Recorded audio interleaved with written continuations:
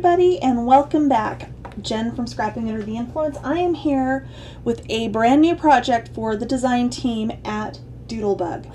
I used the absolutely amazing Hometown USA to create this admittedly chunky album. I could not help myself. I got carried away. I used probably 90% of the paper that they send me with the design team kit on this project because it just is probably one of the best seasonal collections I think they have ever released. It is amazing.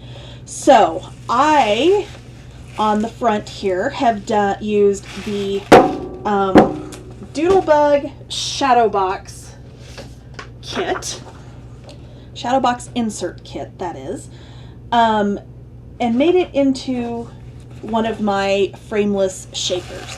And I do show you in the tutorial exactly how to make the shaker box here.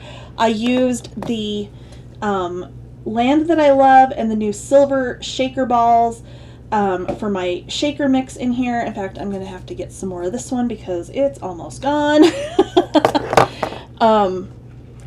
But it just is the absolute cutest collection. This album is 9x9 with a 2-inch spine. I did add a sticker from the This and That sticker sheet on the back. Let's get into it. So front and back inside covers are the same. I have an acetate pocket using that super cute heavy fireworks acetate that was released with this collection. I love it. I use lots of it. So front and back cover each have the acetate pocket, and then behind it is actually a second pocket as well, so you can get all kinds of stuff in there. And I know you're thinking, okay, 4th of July, how many pictures could you actually have? My thinking was a couple of things. Pictures throughout the years from different years, different events, different holidays. I also had the opportunity a number of years ago, like before my son was born, so it's probably been 15 years ago maybe, that we got to go to Washington, D.C. over the 4th of July and do a fireworks cruise on the 4th and go and watch the fireworks display that they do in Washington from the Potomac, and it was amazing. And I have tons of pictures from that trip. Just in general, we went to Mount Vernon, we went to a couple of Smithsonian museums, we went to go see like the Constitution, Declaration of Independence. So literally, like, that entire trip, this probably is not enough space for the pictures from that trip. So if you're thinking, okay, this is kind of big, and here's the thing. Any of my tutorials, you can do them in any paper you want. You don't have to do it this way. But I did it this way because I love this paper. Oh my gosh. Okay, so first page we've got, this is the Doodle Cuts Festive Floral Die.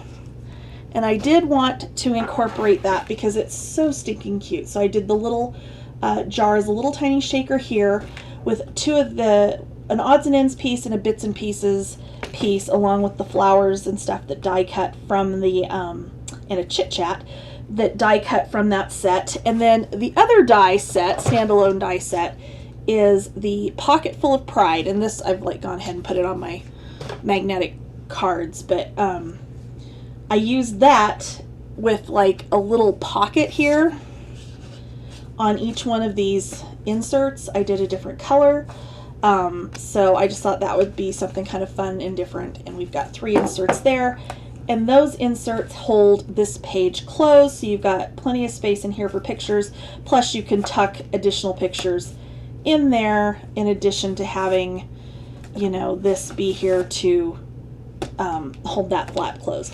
Each page does have a 7x9-inch insert that I used the acrylic, sorry, not the acrylic, the acetate fireworks on, as so that they're sticking up out of the pages. You can see them when the book's closed, and they're there to help pull your inserts out. Next page, I've got stacked pockets, and I did have some shipping tags of varying sizes that I have matted and put in here. I used some of the acetate, or the fireworks from the odds and ends as little pulls on there. There's a couple of tags from the tag sheet, and this one opens up and you've got space here for pictures, of course.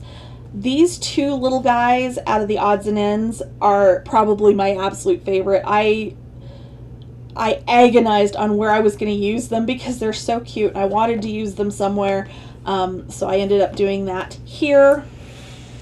On our next page, we've got some tag pockets here, and then this opens up and you've got picture space there as well, and then one of the lists from the list cut-aparts, the journaling cut-aparts.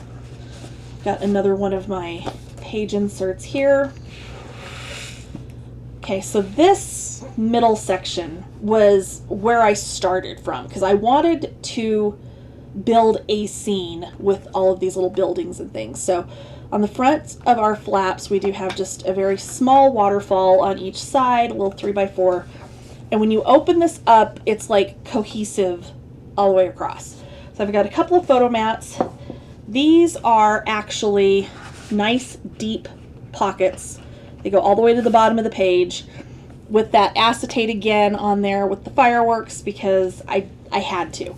The buildings and the mini icons in this collection are like perfectly sized to go together. So here I've got those two little kids again with their fireworks, with their sparklers sitting in the lawn chairs. I've got the little bicycle. I've got little fat birds that I added in the trees here. I've got the little kid here with his balloon, little kids on the wagon, and just added those in with those pieces from the odds and ends, the trees and the buildings and everything, to just kind of build a little hometown scene here. And I absolutely am just geeked about how this came out. I can't even tell you. So that's the center 2 pages. Here we've got a belly band with an insert that I apparently forgot to mat. You know what? It's okay.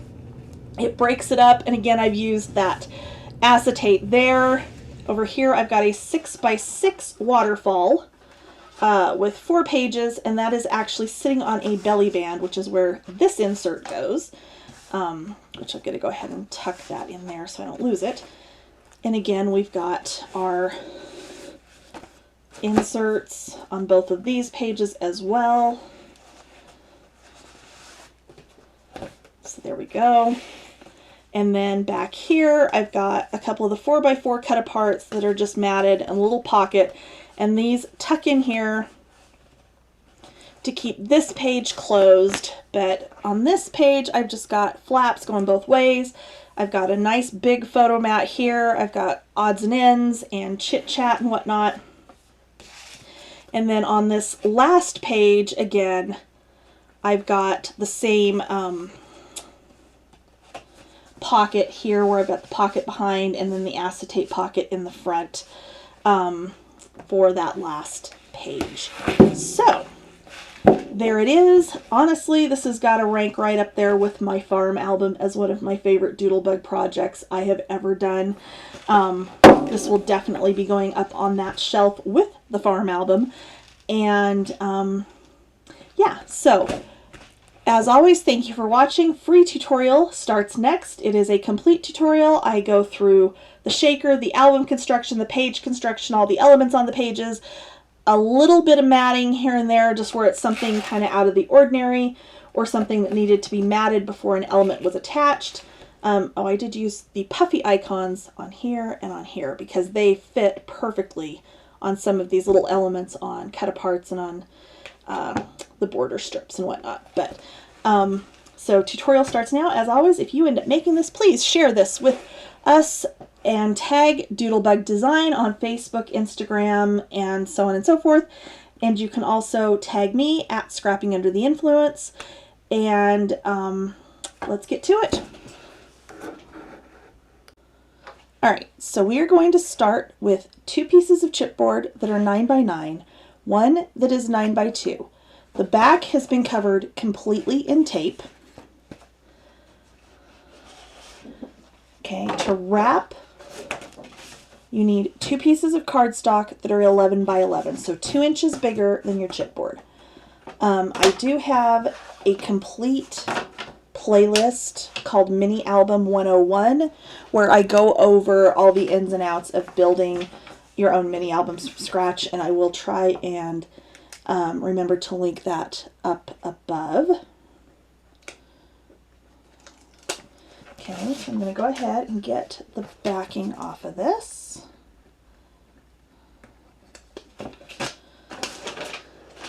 So this needs to go down 1 inch from the top and 1 inch from the side. So there will be a 1 inch border all the way around.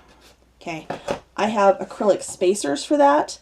If you don't have spacers, you can make them out of chipboard scraps, or you can lightly score at 1 inch and 1 inch to visually be able to line this up. And if it's not exact, it's okay because we're going to wrap the chip or the cardstock around the chipboard, so it'll be fine. Okay. So there's one piece down. The other one in here.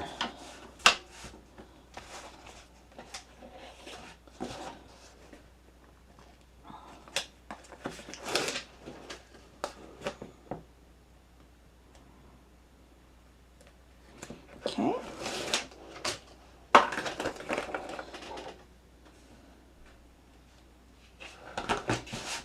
Okay. I'm done with that one.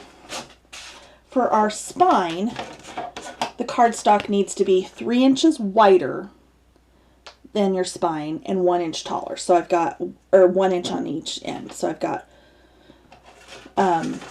so this is 9 by 2. This is 11 by 5. So we've got our 1 inch and our 1 inch here. And then we want 1.5 and 1.5. Other than that, it's the same process. Where did I lose my little tool?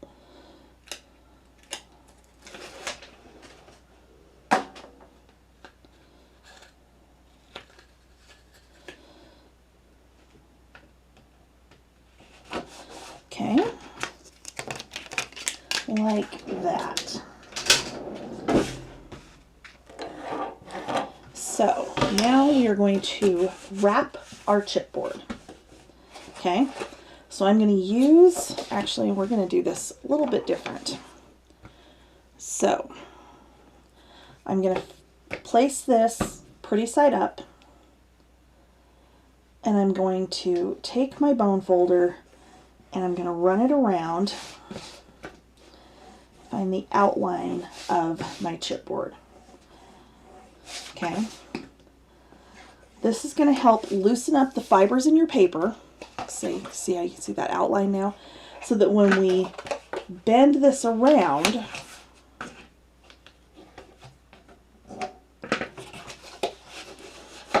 you don't have to worry about your paper cracking. And if you're using good paper, so like the Doodlebug paper, the artisan cardstock I normally use, this is absolutely not anything that will be a problem for you. Okay.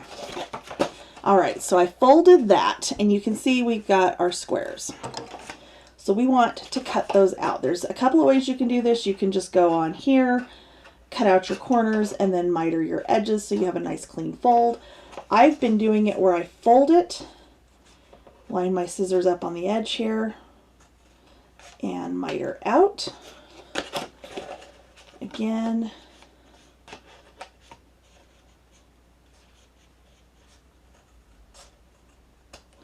miter out.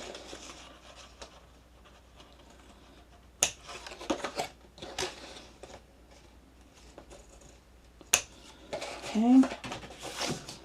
So then you can see I've got like a little wedge out here. So then all I have to do is fold this in and do the same thing again. And I've got those out, those corners cut out without having to go back and cut them over and over. Okay. So, like so. So then I'm going to take, well, I was going to take half or 1/4 inch score tape, but it seems to have disappeared. Give me 1 second.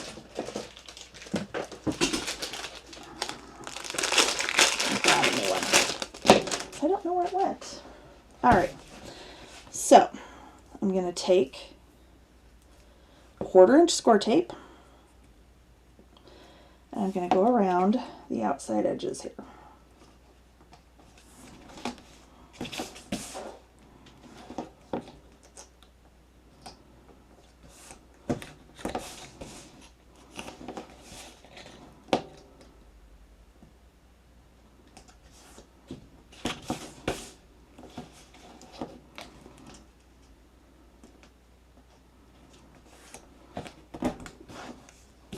All right, like so. So next we're going to wrap, okay? So I'm going to get my score tape off.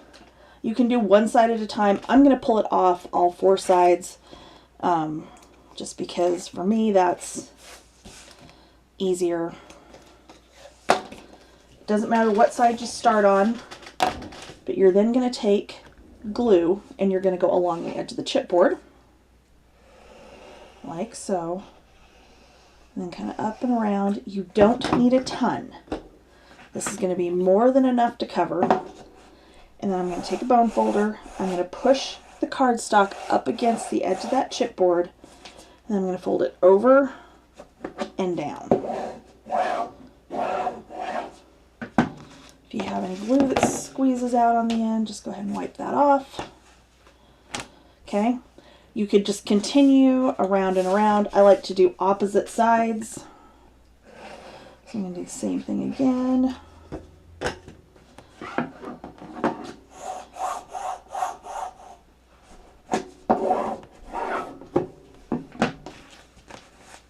Okay. And again.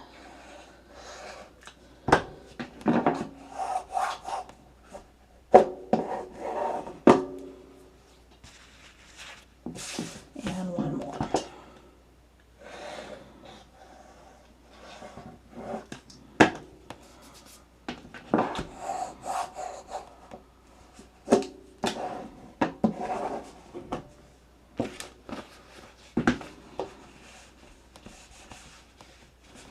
Okay, and there is one piece of your cover done. Okay, we're going to do the exact same thing with this piece, which I will do off camera.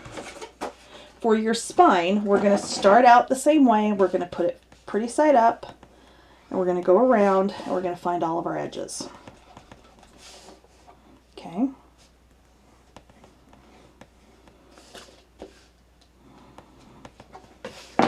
And then we are going to fold and burnish, fold around, and burnish.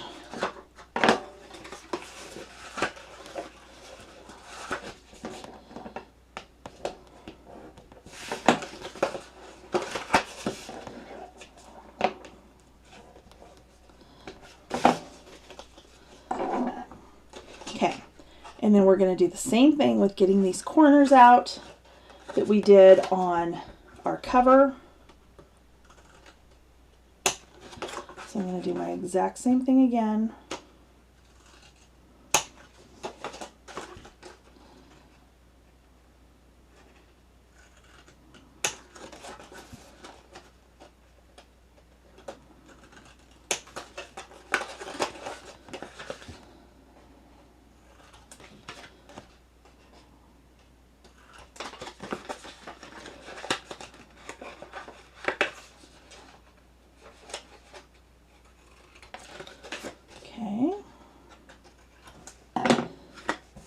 Like that.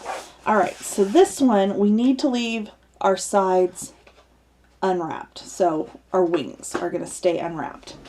I'm going to go ahead with my score tape again. I'm going to get my ends only. So just the little 1-inch piece. Okay. going to go ahead and get the backing off.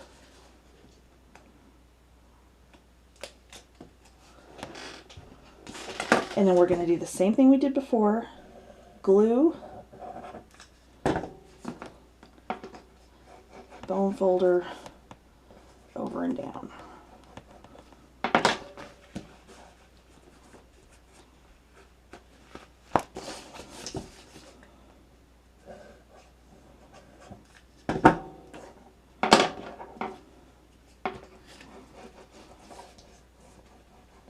Okay.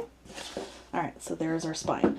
Let me go ahead and wrap our other cover piece, and then we will put this together.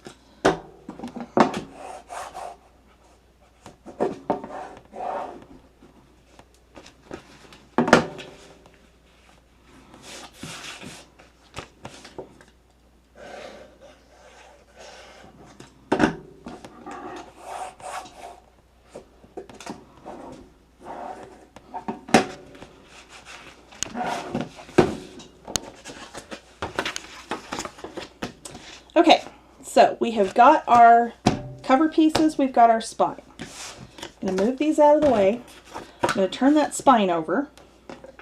I'm going to take my bone folder and I'm going to go along the edge of that spine to work that cardstock down over that edge. So you can see, now this one has a nice distinct line, this side does not. Okay, so that's what we're looking for. Okay, I'm going to take my score tape one more time. I'm going to run it along the outside edge with the pretty side up.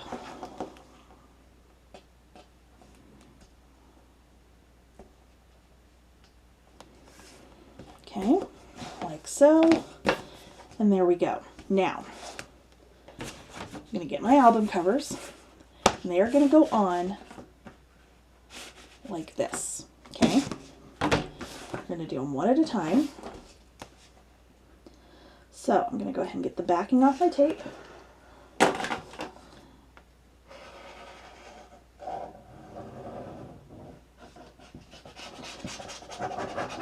And I'm going to do glue. I do not want my glue all the way up to my edge, but you want it close. Okay? So I'm laying my cover on top of the spine. So here's the edge, here's the actual 2 inches of spine.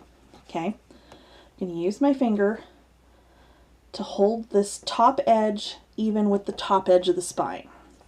I'm going to very slowly pull this over until it slides off that edge, and then I'm going to drop it down. Okay, and that is attached. I'm going to turn it around, do the same exact thing on the other side. So again, I'm going to get the tape off.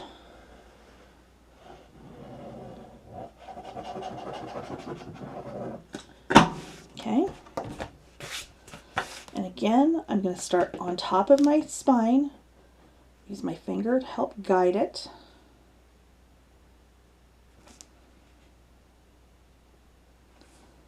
And drop it down.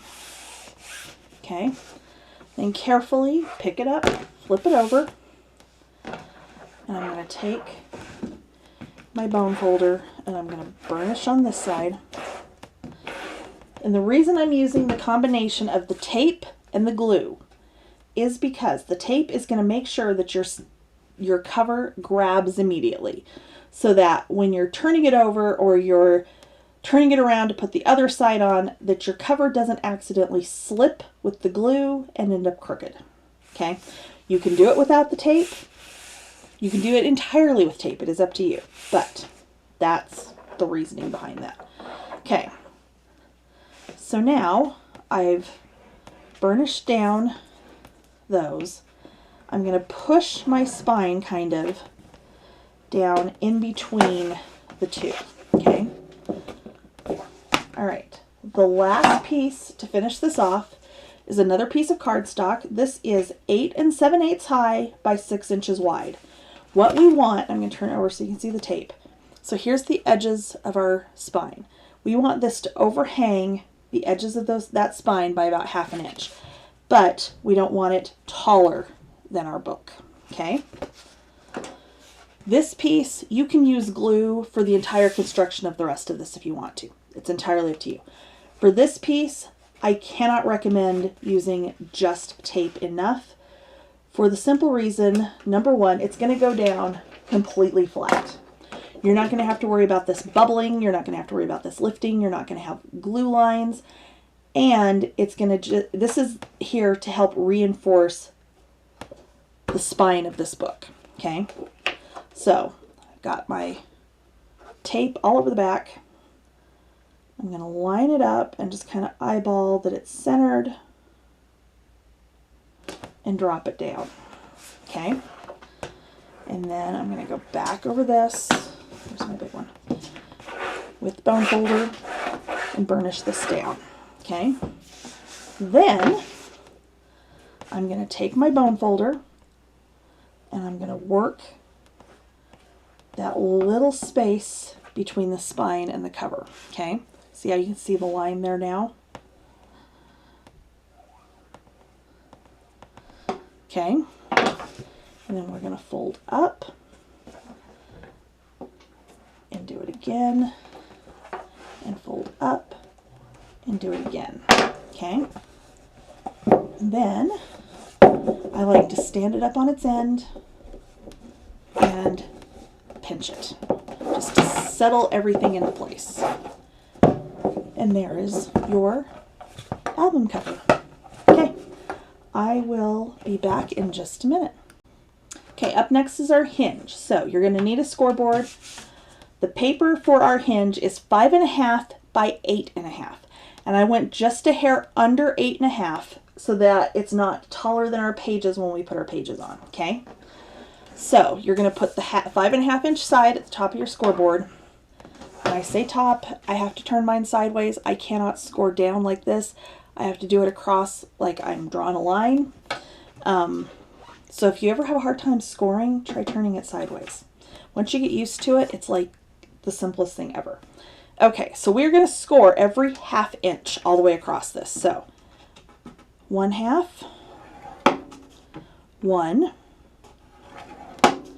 1.5, 2, 2.5, 3, 3.5, oops, 4, 4.5, 5, okay, like so. If you've never made a hinge like this before, I'm going to show you another little trick here. So what we want to do, turn it so that our bumpy side is up, and you're going to go X, X, O. X, X, O. X, X, O, X, X. Okay? So, anywhere there's X's, those two pieces are going to get glued together. Anywhere there's O's, that's going to be our gusset. So the space between the pages. Okay? So, I am going to start on one of these two middle pages. Doesn't matter which one. And I'm going to fold over. And before I burnish, I'm going to visually look and make sure that this is lined up and is straight. I'm going to start from the middle and burnish out. Okay. And then I am going to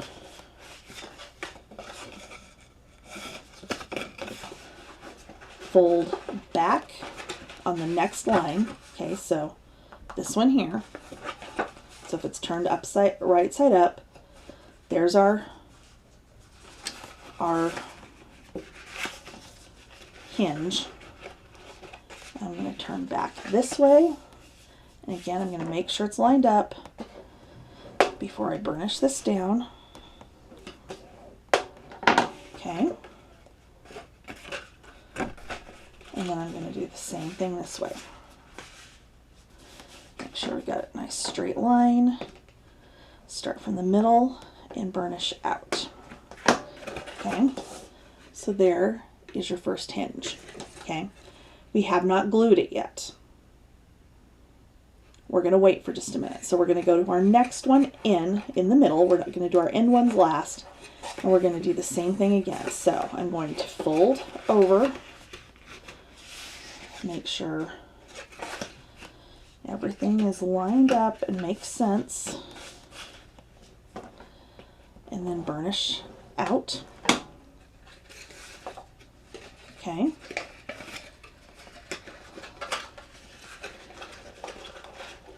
I'm going to fold it flat this time. Do the same thing again. Okay. And again.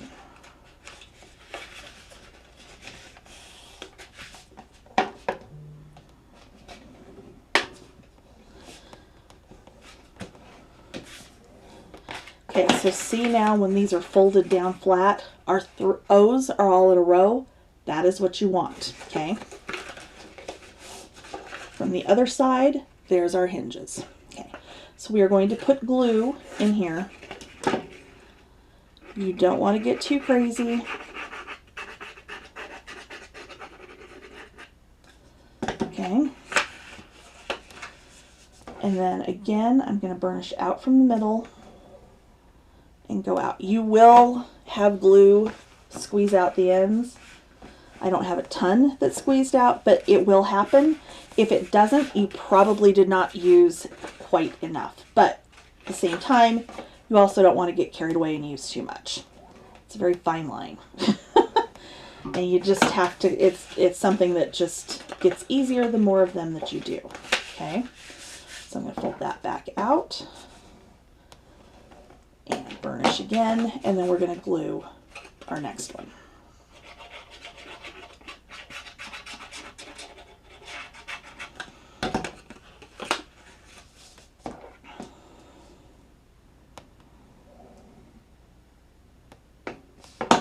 That one I got about perfect. I had barely anything come out. Ah, no I didn't, because this side did not glue. So, there you go. Perfect example. And now I had a ton come out, so there you go. Okay, and then I'm just going to burnish back and forth and give that a minute to kind of set. And then I can fold it back over.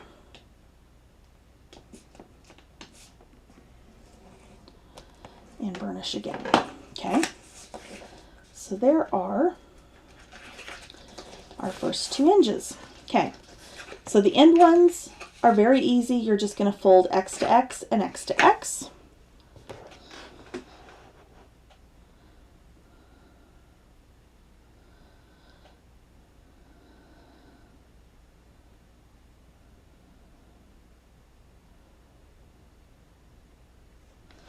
Okay, and we're just going to fold it in, burnish out from the middle, and this one we're going to go ahead and glue.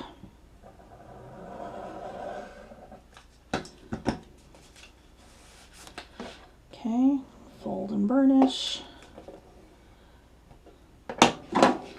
There we go, that was a good one.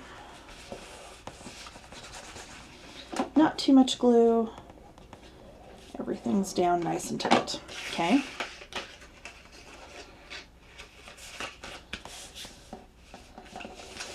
All right, one more.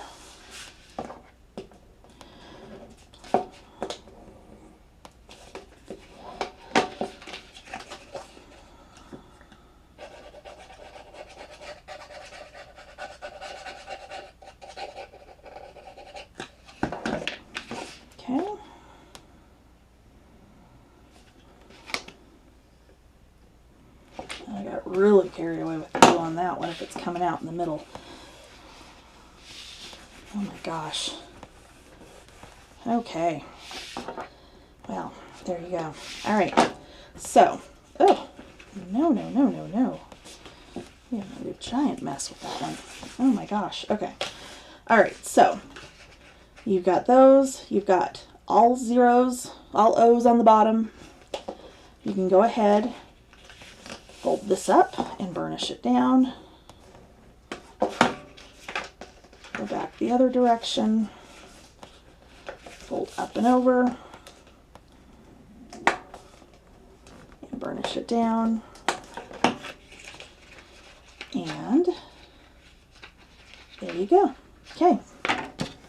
So now I'm going to grab my base. I do want to mat under here before I put this on. So for my matting, I typically will do 1/8 of an inch smaller than my page, my pocket, my flat, my cover, whatever it happens to be. Okay, so I am going to do this to 1 7/8 and then 8 7/8. Okay.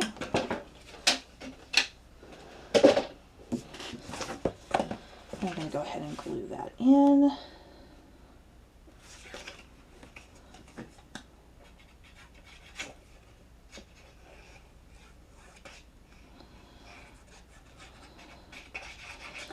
Okay.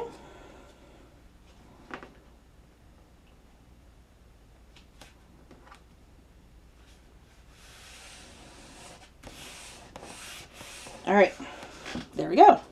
Okay, so now this we are going to glue in. Okay. And you're just going to center it side to side, top to bottom. What I typically will do is try and fold my side hinges kind of in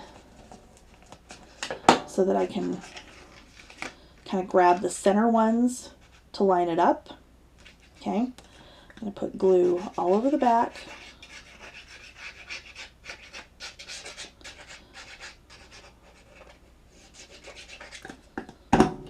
Okay, and then we're going to line it up.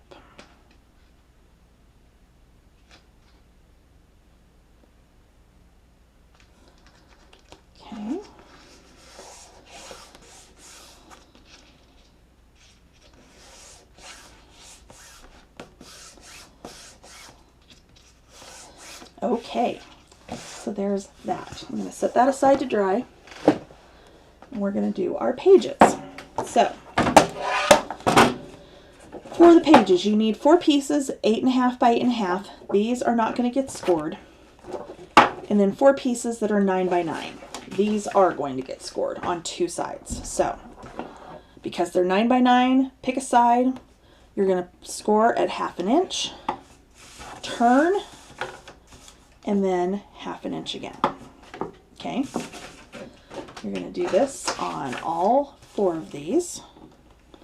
1/2 inch, turn, 1/2 inch again. 1/2 inch.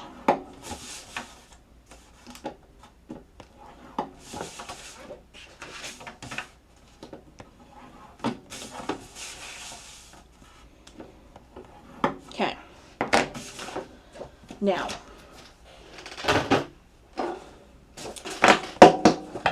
page construction.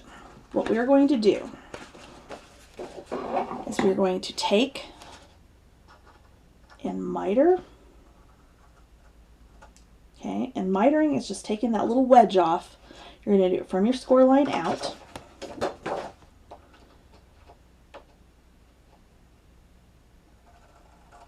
Okay, and then on this bottom corner, I'm going to cut across where those score lines intersect. Okay,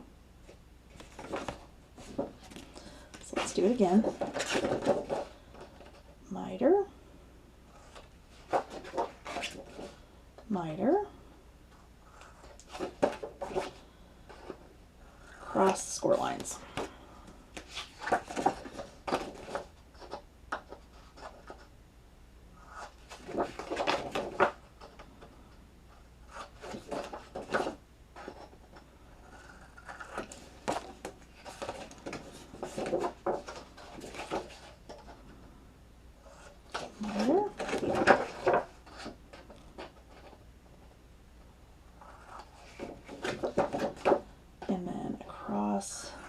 The score lines.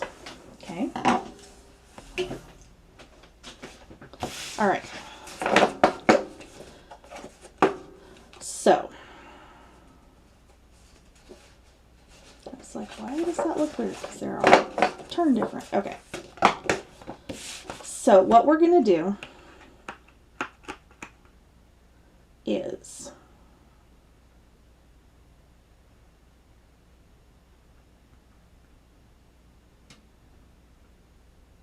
trying to decide if I just did these wrong.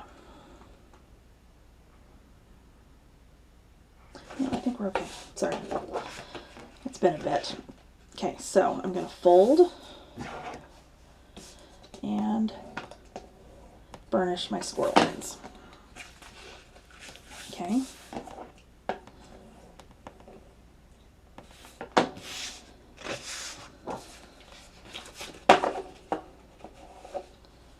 All right, to make it easy, we are going to put this page inside of this page. If you want to do them where that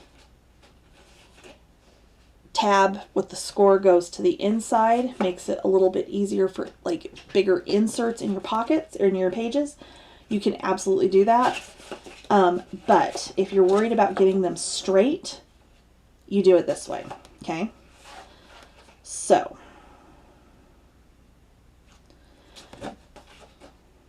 okay. All right, so we've got our opening up here. We want to do this side, okay? So I've got these lined up. I'm going to do glue down this side. I'm going to just fold that over and burnish it down.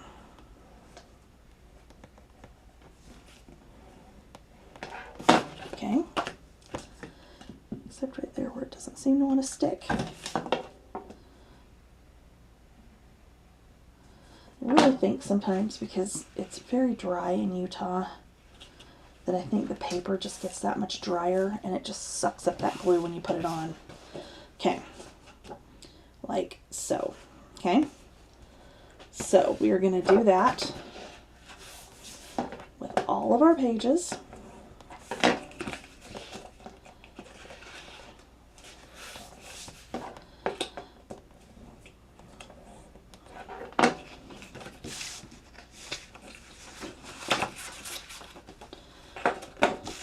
Again, you're going to set your 8x8 inside.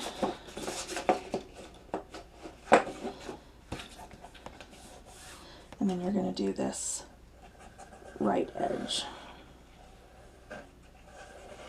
Okay.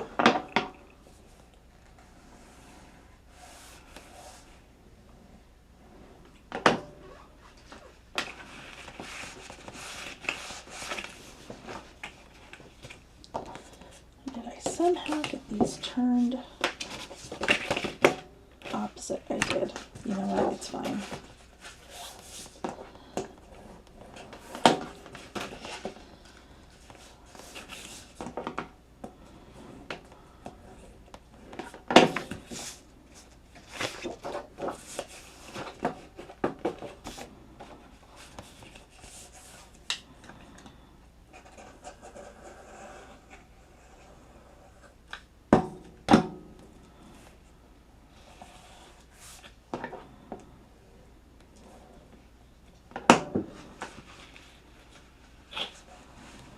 Okay. Last one.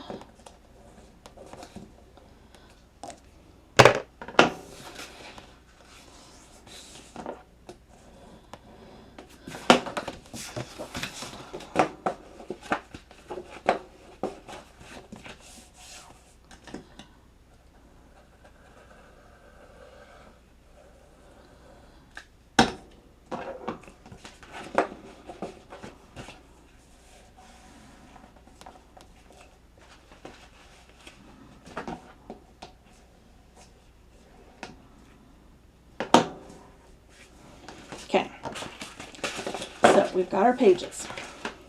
Let's grab our book. And then I have designed a little tool to help make this easier. Okay, so this is my page spacer. And what happens is with 1/2 inch hinges, or 1/2 inch gussets, that is, this slides on like so. And you do have to be a little bit careful. Acrylic will break, especially if you're being really rough with it. This is going to slide on. Apparently I didn't get all the masking off that. You know what? It doesn't matter. So this is designed to do anywhere from 3 to 5 pages. You can actually do more. I do show on my website like how. We're sliding that on and just pushing it down to make sure they're on flat. And when they're in, it is tight. Okay, that is what you want. Okay, what this is going to do is when we slide our pages onto this hinge, it is going to ensure that they stay 1/8 of an inch from the bottom, because you don't want your pages going all the way flush to the bottom of your hinge, because then it makes them hard to turn. This will leave that perfect gap and it will be perfect all the way across. Okay, and you're good to go. Okay, so the way we do this. Okay, I absolutely was not thinking right here that with this page style with the spacers, you can go ahead and seal off the bottom of that page. You don't need to wait until after the pages are attached. You'd start front or back, it doesn't matter. You're going to put a line of glue in here and in here.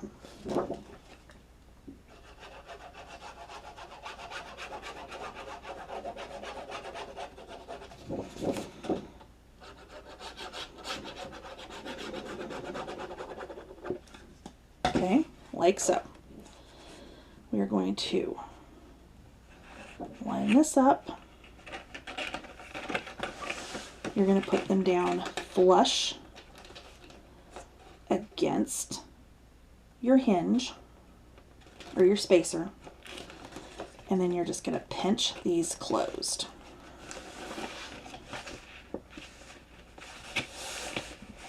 Okay, like so.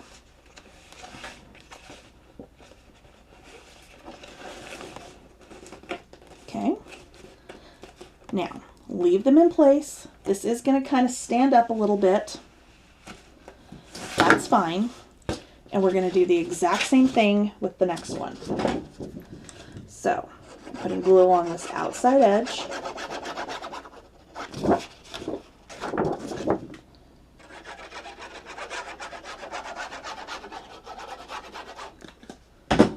Okay.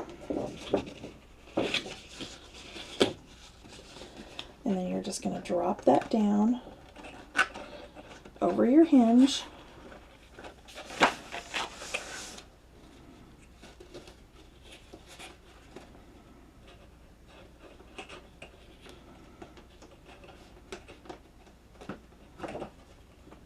Don't let them stick together before they get on the hinge, like mine just did. And there you go.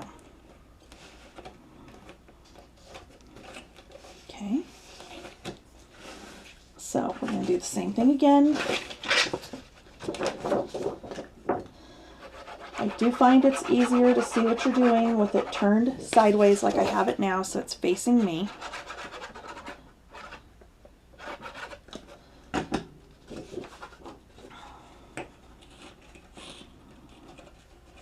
Okay. There is a little bit of a learning curve to using these, but once you get the hang of it, it makes it so much easier. Okay? The thing I have always struggled with in making albums is getting the pages on straight. And when I got my little Glowforge, the Aura, this was literally the very first thing I made after like the test project that they want you to do. And I have refined them a little bit since that initial set. Okay, so once you've got them all on there, you're just going to slide these out.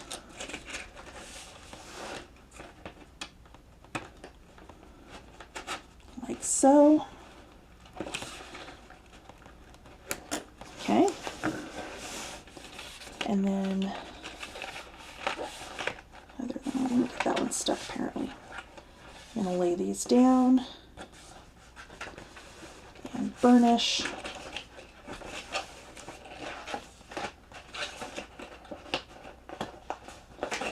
Set my one page that's going the wrong direction is fighting with me here, but that's okay.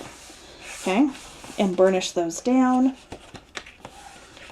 And go both directions.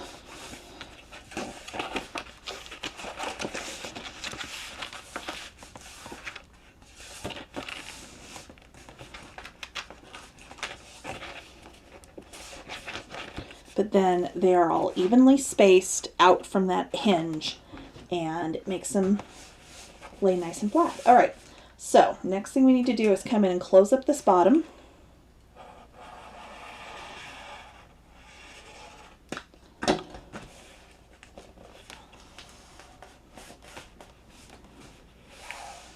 Okay, and get to our next one.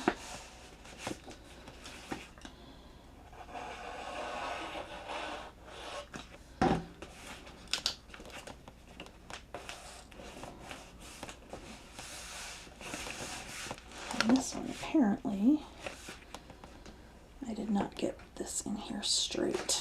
But you know what? It'll be fine. Okay. And just continue closing those up, and then I will get my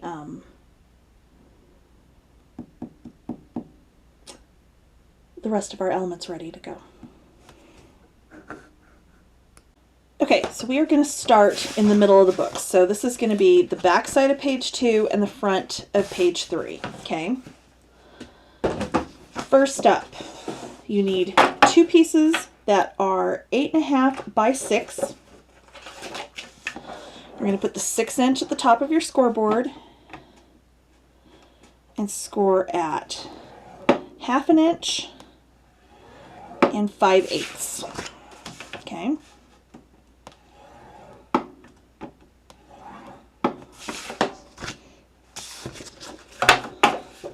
I'm going to miter both of these from that outside score line.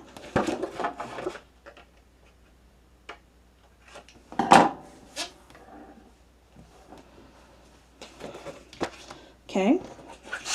We need 2 pocket bases. These are 3 by 9.5, and I actually went a hair under, so about 1/16 of an inch under 8 or 9.5. And we're going to score these at 1/2 inch on 2 short sides and 1 long side.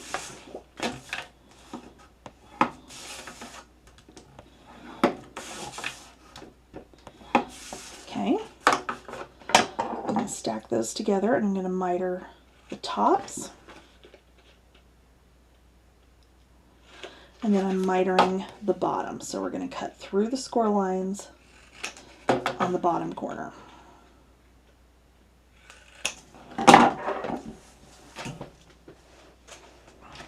Okay. You need 4 strips that are 1.5 by 7. And we are going to score these at 1/2 inch.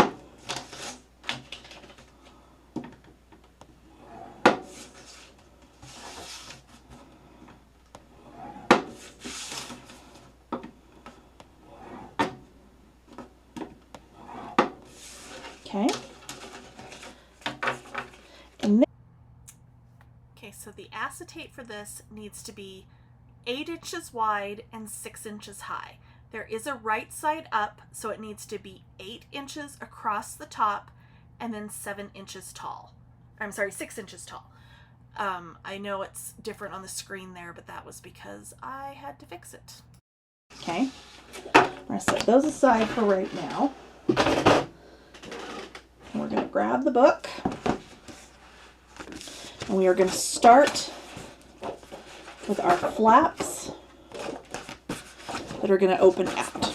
Okay, so I'm going to fold and burnish my first score line, not my 1/8 inch score line.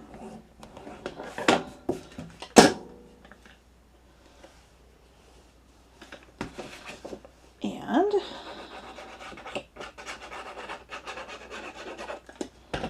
we're going to glue these to the outside edge on the back of page 2 and the front of page 3.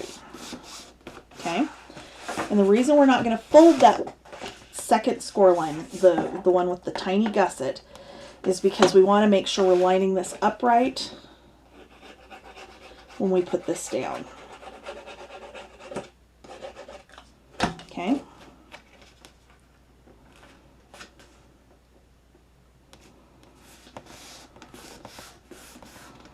Okay. Make sure the book's right side up. Okay. Next up, we're going to take our 1.5 by 7 inch strips. We are going to miter these as well.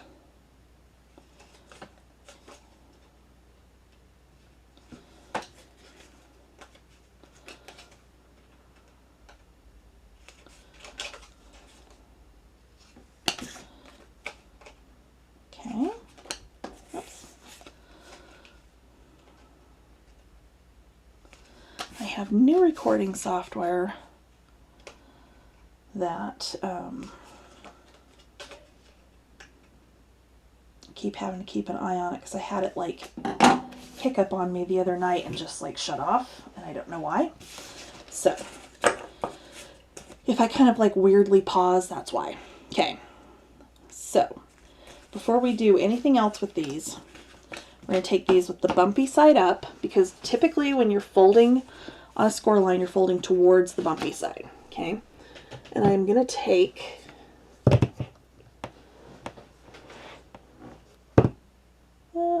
let's go with 1/2 inch score tape. And I'm going to put that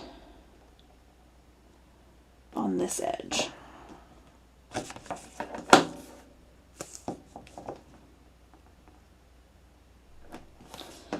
Because this is going to attach to our acetate eventually, not immediately.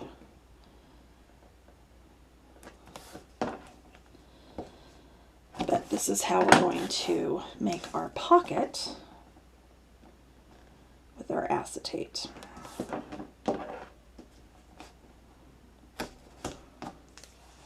Okay. All right. So we're going to go ahead and open these up. We are going to fold and burnish our score lines on our 1.5 inch strips.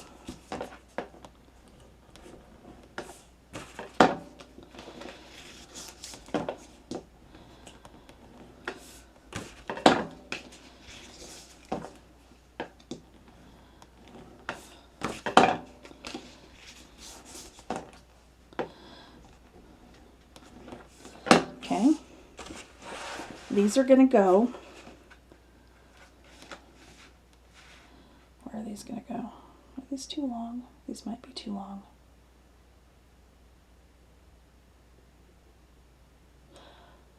That's why I had that measurement the way I did.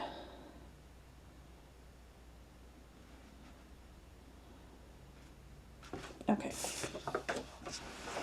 Slight change. These only need to be 8 inches. 8.5 inches, I'm sorry. Let me fix this really quickly.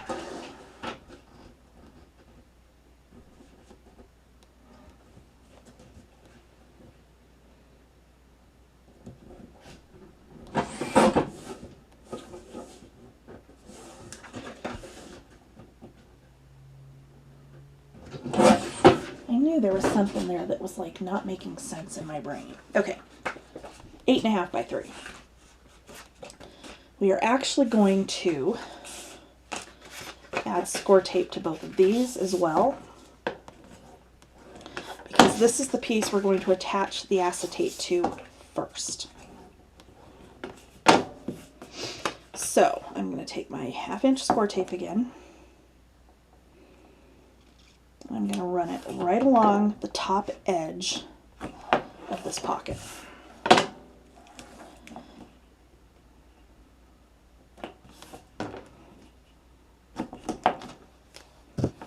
Okay. Okay, so your acetate that's going to go on here is going to be 8 by 6. And we are going to just line that up. I lost my backing on here.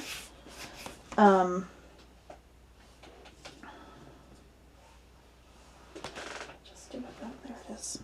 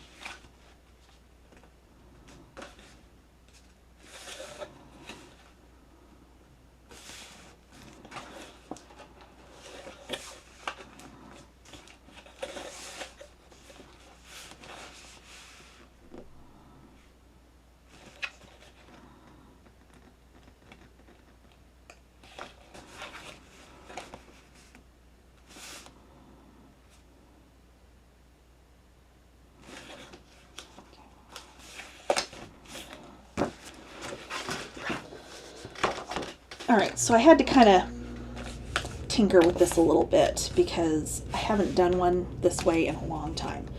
So I've got our flap that goes along the bottom, so this is going to be 8.5, not 9.5, 8.5 by 3. You're going to score 1/2 inch at the bottom, okay? I've got 1/2 inch score tape on here, and I have a 6 by 8 piece of the acetate that we are going to line up on here, centered, as close to center as we can get. And then I'm going to put that backing back on here so that we don't accidentally stick this down. Whether or not it's actually going to hold or not, I don't know. I'm going to go ahead and get glue on this bottom tab.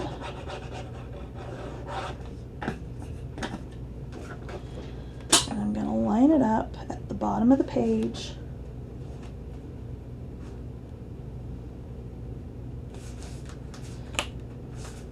Like so. Okay. I'm going to turn it. And I'm going to mark up here where my acetate actually stops. Okay. So I can then take my two little tabs like so. And I can line them up with that line so that when this gets assembled,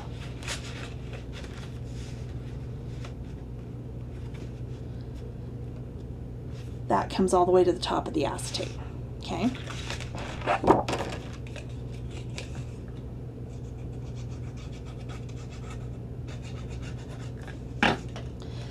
But we do not want to attach everything together just yet because we need to mat underneath here, and I'm not sure what I'm matting with at this point. So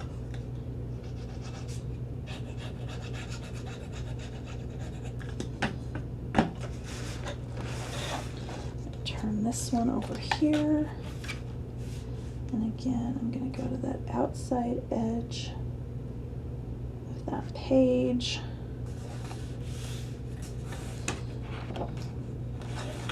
I'm going to make sure we are lined up right. We're good. Okay. All right. So now you can fold these flaps over and push back to get your little 1/8 inch gusset.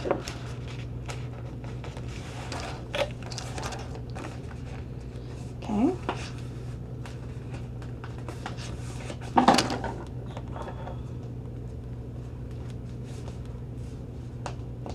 Okay. And on this side, do the same thing, because typically once I get it on one side, I can kind of burnish it across to the other, and it will pop right in there where it needs to be. Okay. The only other thing I'm going to add so that I don't forget it later is magnets.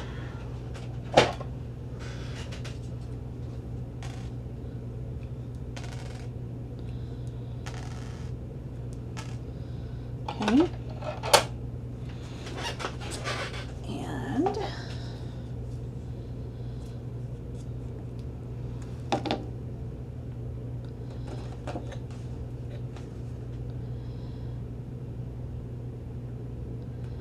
let's go about right there.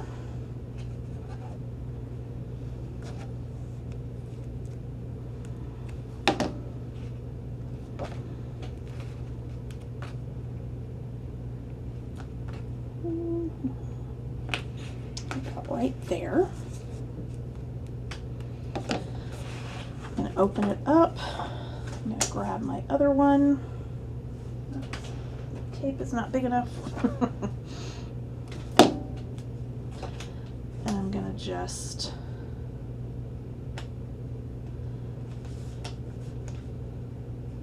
throw that tape underneath there. Close this down.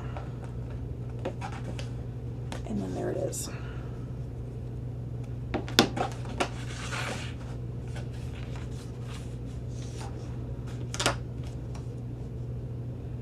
And the reason I do it that way is to make sure I get my magnet going the right direction.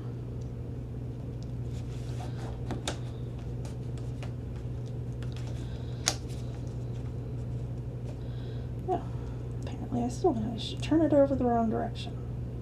That's okay. It's not the end of the world. We can fix it. And over and down, and there we go.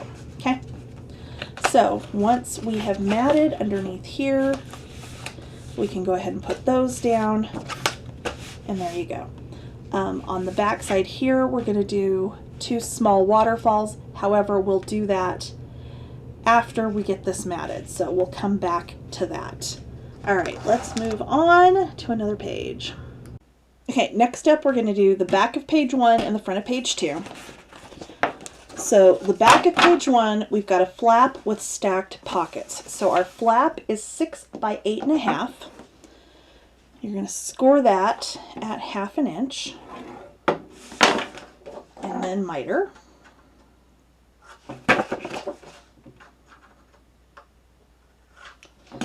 Okay. And then for the stacked pockets, you need 1 piece 7 by 7. You're going to score this at 1/2 inch and 6.5 inches. Did I do those too wide? I did. I'm sorry. So this is going to be 7 by 6.5.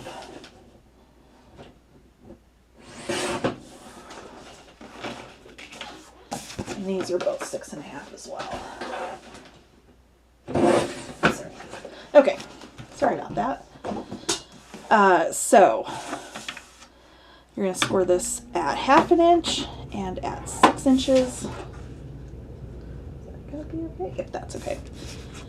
The next piece is going to be 6.5 by 5, and again 1/2 inch and 6 inches. And our last piece is going to be 6.5 by 3.5. And this one we are going to score at 1/2 inch on 2 short sides and 1 long side. Okay. So this one, we are actually going to put everything on this before we put it in our book. So I'm going to go ahead on my 6.5 by 7 inch piece.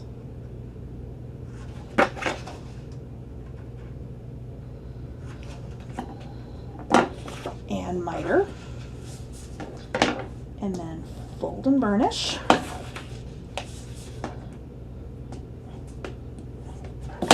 Okay, and this is going to go on here like so. Oops.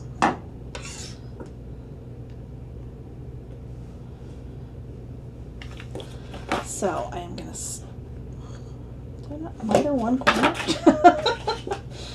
Yeah, that's exactly what happened. I didn't miter 1 corner.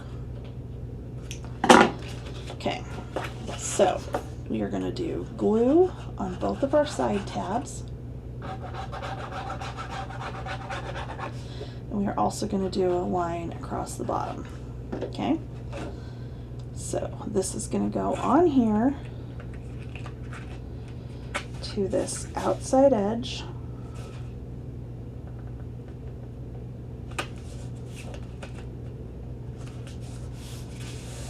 Like so.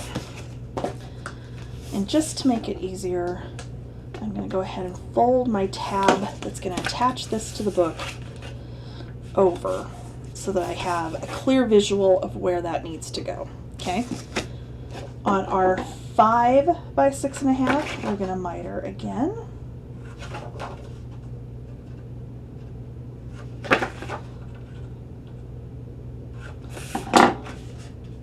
And fold and burnish. And this one is going to go on the exact same way. That did not get scored well at all. Okay, so we're going to try and score that one again.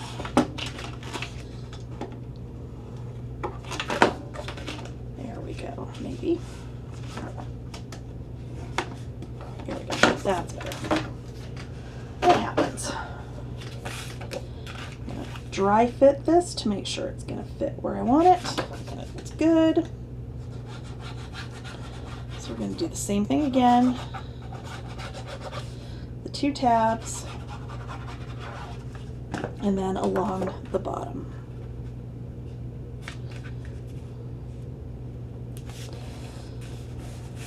Okay. This one, we're going to miter at the top.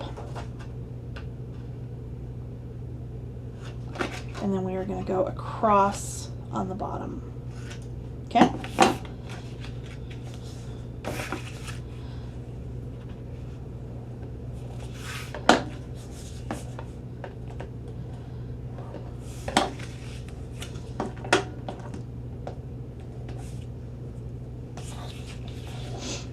And then fold and burnish.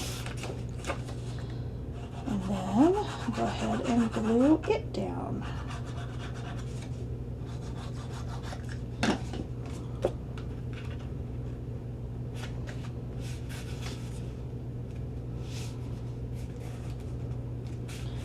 Okay, that easy. This is going to go down here on this outside edge. Okay.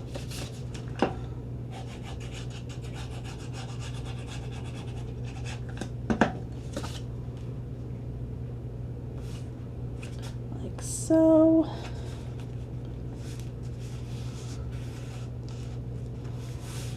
Okay, this side we're going to do something a little bit different. So we have a flap that is 4 by 8.5. So we're going to score this at 1/2 inch. Okay. We are going to miter and set that aside. We've got 2 pieces that are 4 by 6 that are going to be the base, or some pockets that are going to kind of hang off of that flap. Okay, so we don't need to do anything to those. And then I've got 2 pieces that are 3.5 by 5, and I'm going to score these at 1/2 inch on 2 short sides and 1 long side. So score, turn, and score.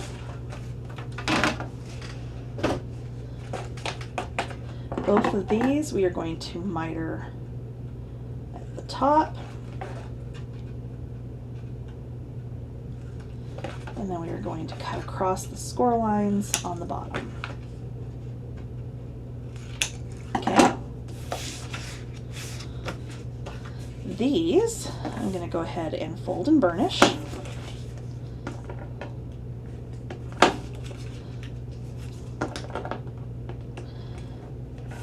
And then this is going to go on top like so. Okay. So I'm going to glue my bottom tab first, just to make sure I get this lined up right.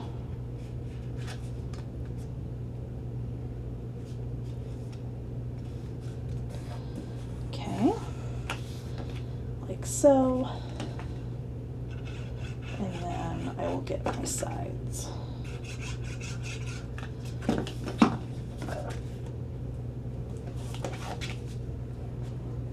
Okay. And then do the same thing on the other one.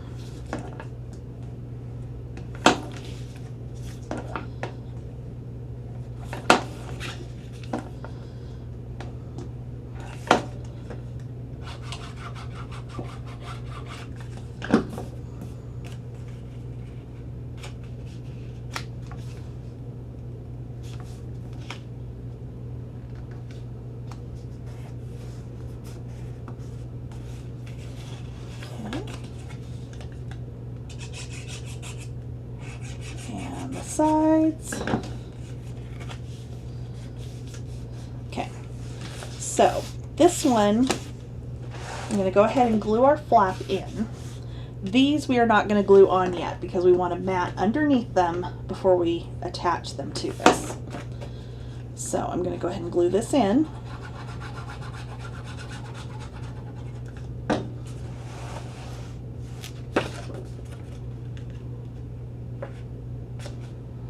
Like so. Okay, these will go on here like this. Okay, but we don't want to put these on yet, so I am going to just paper clip them together onto my flap. Okay. All right, So let's go back here to the front of page 1. Let me find my stuff for this one, and we'll do this one next. Okay, so the front of page 1 is going to be fairly simple. We're going to start with the pocket. This is not the right one. Oh my god, I'm telling you.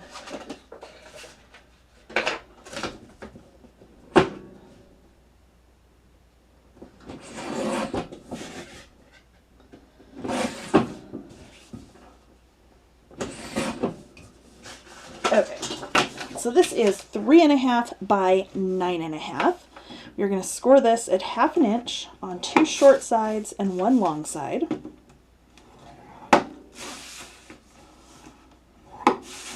Okay, and then we have a pocket that is 6 by 8.5, and we're going to score this one at 1/2 inch. Okay, so what we're going to do is we're going to start by mitering our pocket.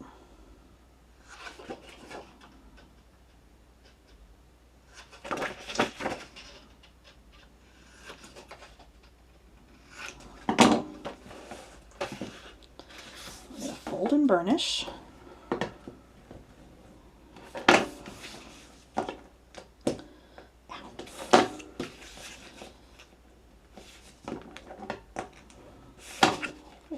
Weird edge on that.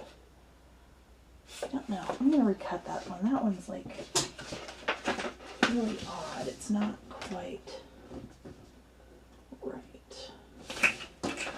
I'm not sure why.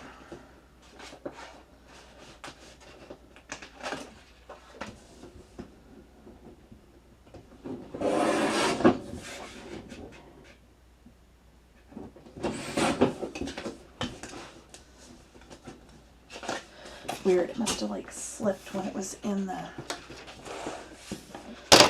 trimmer without me realizing it.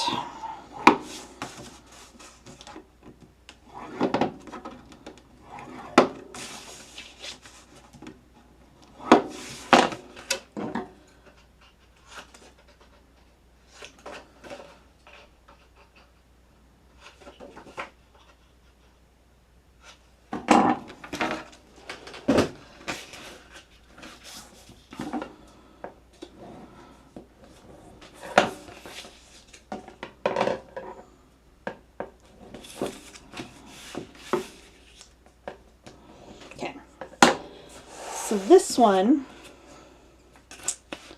is going to go in sideways, okay?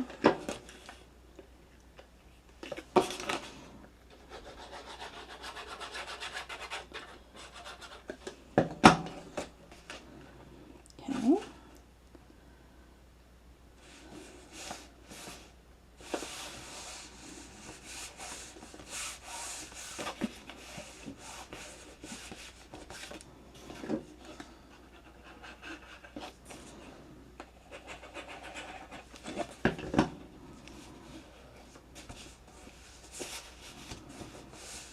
Okay, this one we're going to miter.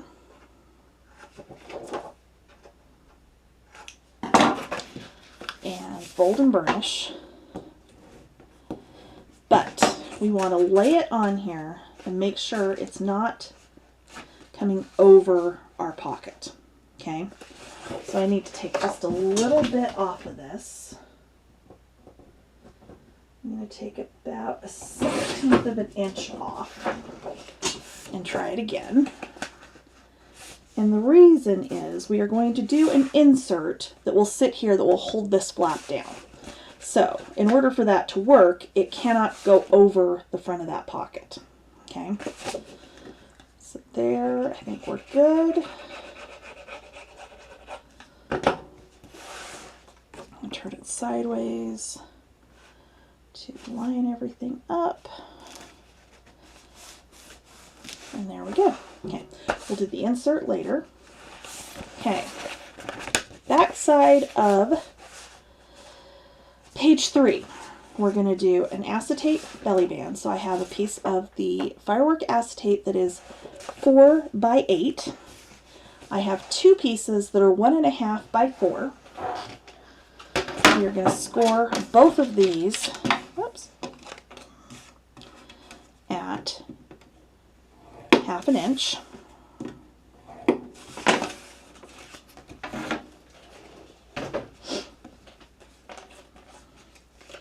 And then we are going to miter.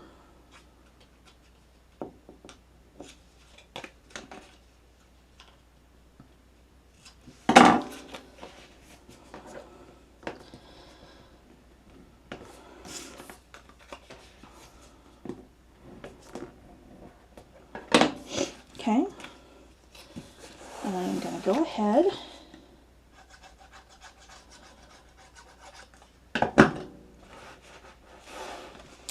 and glue one of these down. Whoops, not like that. Close to center.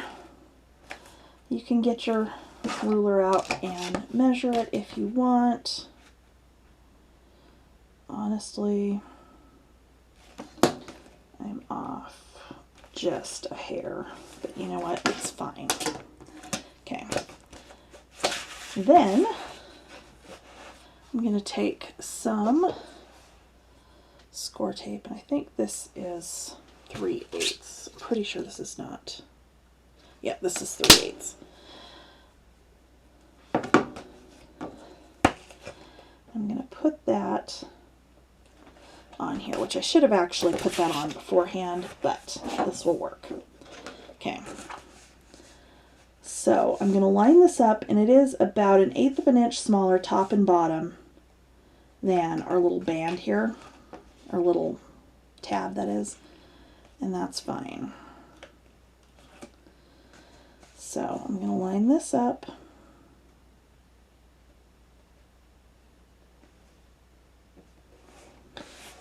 And just adhere that down, okay? We're going to do the same thing on the other end. Only this time I'm going to be smart, and I'm going to put my tape on first to make it easier on myself.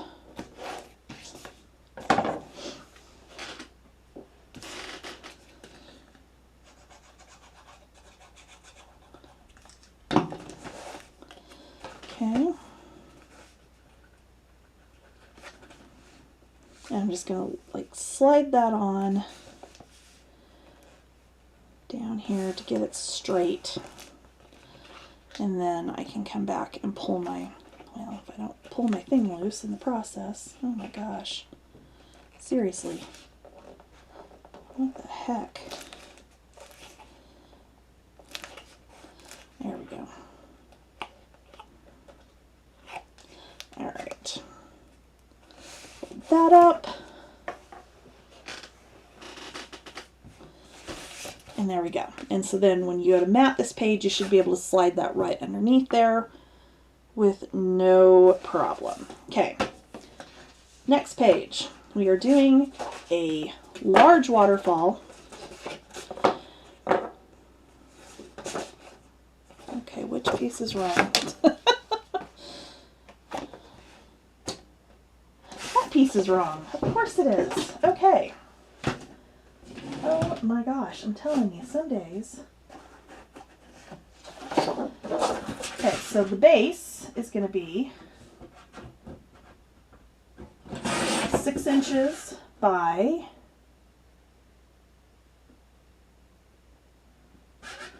8.5. Okay. And then our waterfall pieces are 6 by 6.5. The intention being that we'll be able to mat these with the 6 by 6 paper. Okay, so with the 8.5 at the top, I'm going to score it 1/2 inch, turn it, and 1/2 inch again. Okay, I'm going to miter this.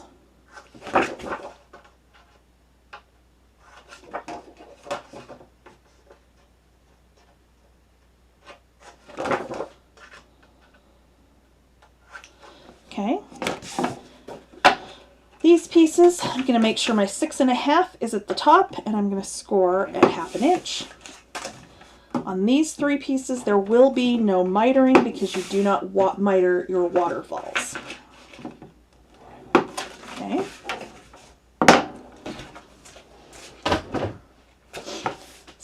what I'm going to do is fold over and burnish the top part of my belly band, and I'm going to put that folded part towards me. And then I'm going to take my waterfall piece, burnish, and attach this down. Okay.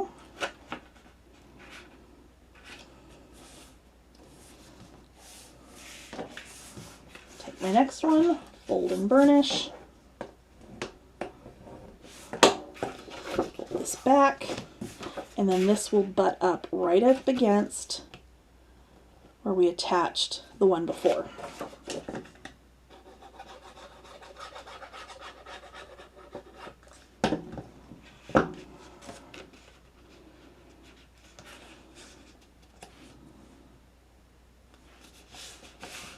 Because we're doing this on a base, it makes it much easier to get your waterfall nice and straight.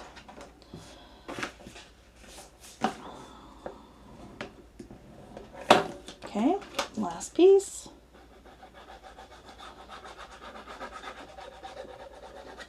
And this one, rather than butting it up, we're actually going to adhere that tab on top of the one prior. We will still have our waterfall, but what we will not have is that weird little tab sticking out underneath here. Okay, so this all folds like so. This one we will fold and burnish like this, and then after this page is matted, this is going to go right in the middle. Okay, so I'm just going to leave this tucked in, and we'll go to our back page. So this one, why do I have this piece? That's because that's an extra piece, that's why. Okay, so this piece, you need 2 flaps that are 8.5 by 4 7/8. With the 4 7/8 at the top. We're going to score this as soon as I figure out what I literally just did with my bone folder. It's right here. Okay. 1/2 inch. Let's make sure we score that all the way down. And 1/2 inch. And then we have a piece that is 2 by 5 1/8. We're going to score this one 1/2 inch on 2 short sides and 1 long side to make a little pocket. We're going to miter this the way we do our pockets.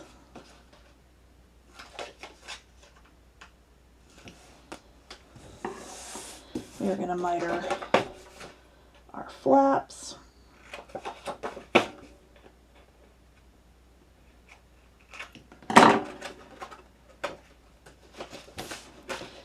And fold and burnish.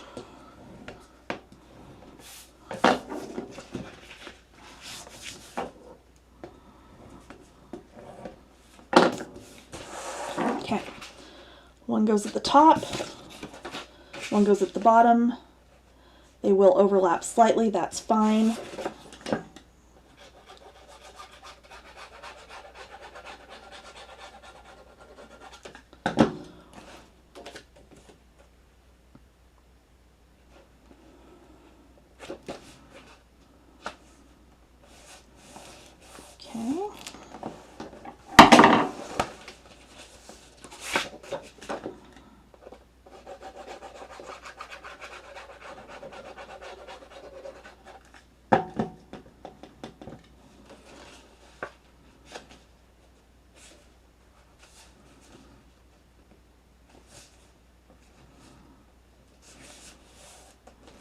Okay, there we go there.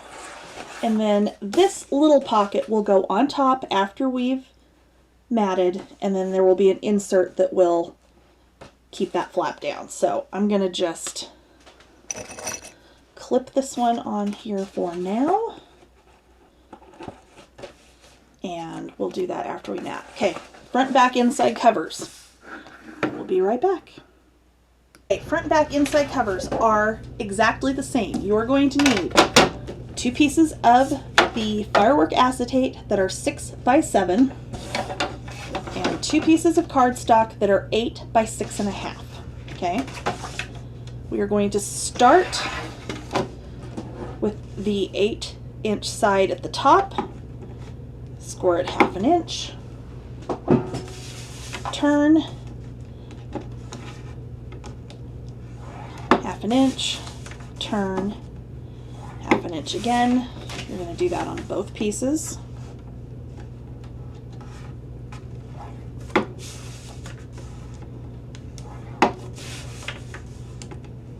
Okay.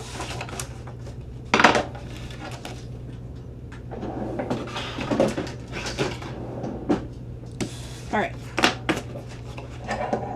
Both of these pieces. No, we are not going to miter the tops.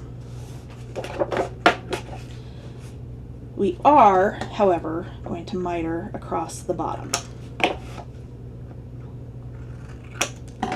Okay. We are going to fold and burnish.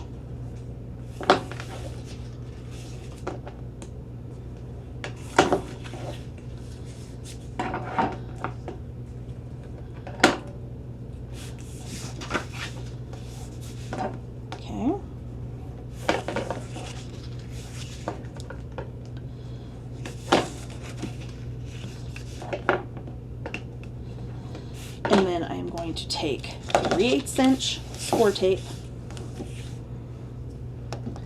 But before I do that, I want to lay this in here and make sure this fits in here the way I want it.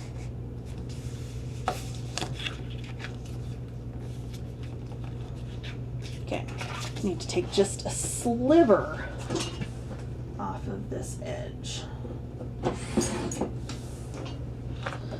because I want this to lay in here perfectly flat. Okay.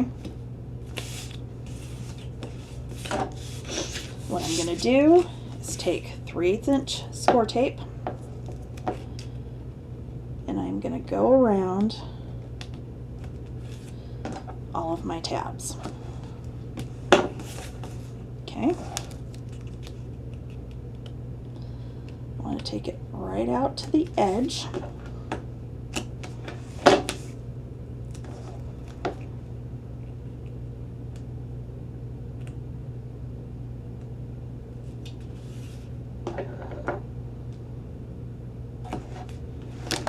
Okay. I am going to trim that off at an angle, following the cardstock on the bottom.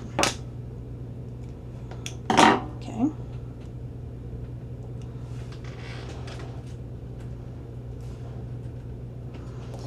Make sure that your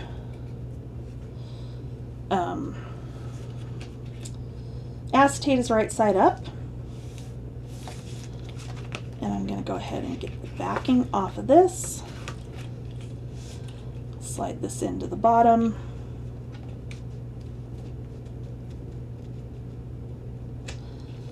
Fold my sides in to make sure I've still got it nice and flat, and fold up and burnish.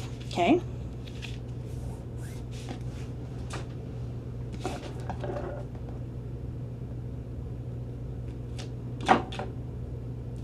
No, I don't want to do that yet. Just kidding. Don't take your backing off of that yet, because we do want to, at least I think I want to mat. Maybe I don't want to mat the inside of that. Honestly, I think it's okay the way it is. But just in case I change my mind here after this is adhered down, I'm not going to adhere my sides down yet until I decide if I do want matting underneath that. However, we can go ahead and put this in the book. I'm going to put it down about 1/2 inch or so from the bottom. I do have my inside front and back cover matted. Now, you can adhere this down flat, or you can adhere just on 3 sides and make this an additional pocket behind which is how I'm going to do this.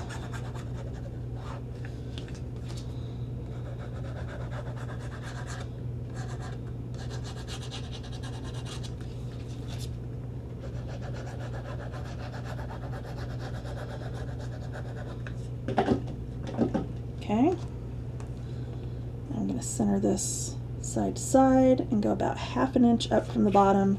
And because I used the buffalo check and wood grain petite print in Ladybug, makes it very easy to line this up at the bottom. Okay, we're going to do the exact same thing for the back. So I'm going to lay this in here. And I do need to take just a hair off of this side as well. Okay.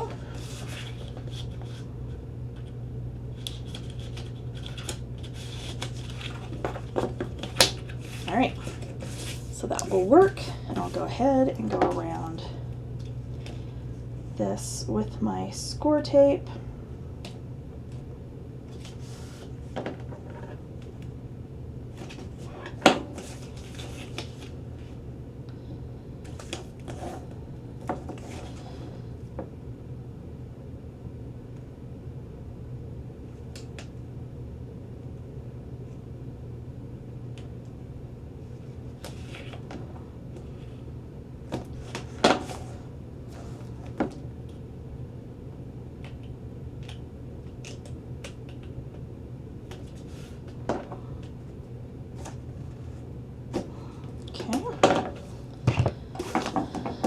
And then I will trim whatever little bit I need to off of the edges here, which you could have actually put that on prior to mitering those corners and then it would be exact, but that's okay. All right, so I'm going to lay this in here again, making sure it's facing the right way out, that it's the right side up. And there we go. Okay, we're good there. And again, I'm going to do the same thing, that I'm going to just do glue on 3 sides.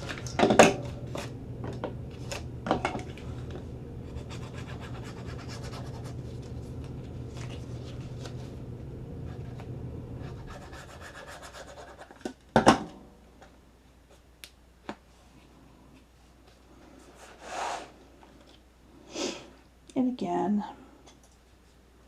kind of eyeball about where the center is, about 1/2 inch up from the bottom,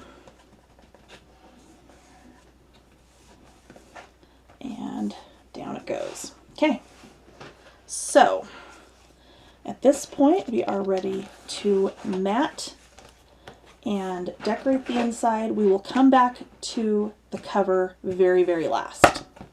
Okay, but if you want to go ahead and mat your outside cover, you can do that as well.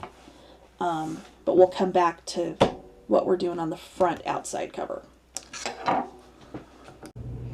All right, so I have matted underneath my acetate on my front and back pockets, and what I used for that was the stone gray dot stripe petite print. It really kind of makes the fireworks kind of pop. This, I've got that much of it matted there. This one I haven't done yet. This one we need to go ahead and put our pockets on here.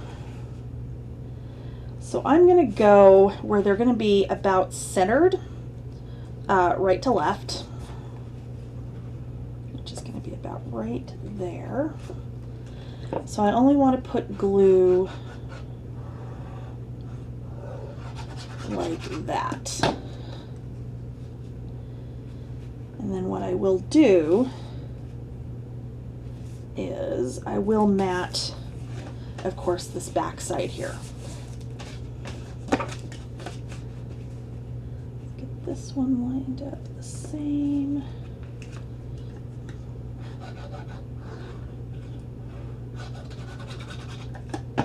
Okay.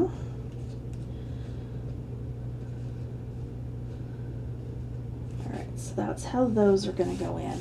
I am going to put magnets on here, so the magnets are going to go on the back side here and then here. I'm not sure if I need 2 sets, probably can do it with just 1, and then that will mat down in there like so. Okay, I went ahead and did the same stone gray matting under here. I have not done here. Right here we're supposed to have a couple of small waterfalls. So for these you need 6 pieces that are 3 1/8 by 4 5/8, and we're just going to score these at 1/2 inch on the 4 5/8 side.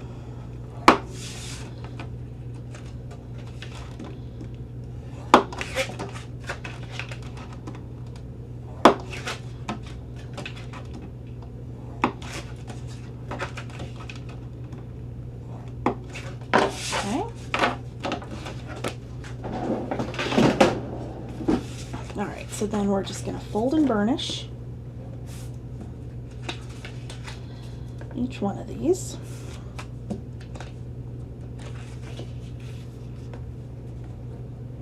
Okay, so these you're just going to kind of stack it together like so. So you've got it lined up from the back side the way it's going to go down on the front, okay, to try and kind of determine about where you want these to start. You can have them start top, bottom, middle, whatever you think is going to work best for you. And then I'm just going to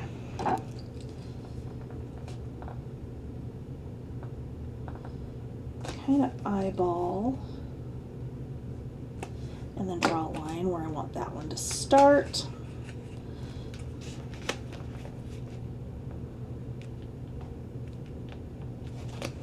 I'm going to do the same thing over here. And that way, when I flip this around, I know where I want my first piece to start at. Okay? So, the side to side is fairly easy. It's just remembering for sure where you started that top piece so that it lines up where you want it. Okay. Then the next one just goes down like so. Except for some reason that one's like slightly bigger. I'm gonna fix that one. That one's like weirdly sized. It's not right. Oh my gosh, there's that one. What did I do?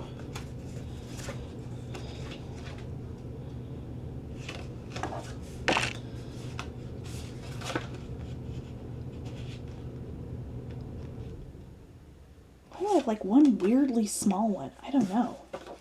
That is so strange because I cut some of these like all together. So this one clearly is my one that doesn't match. You know what though? I'm going to trim 2 of those down just slightly. I don't want to try and pull that up. Okay, 1 second.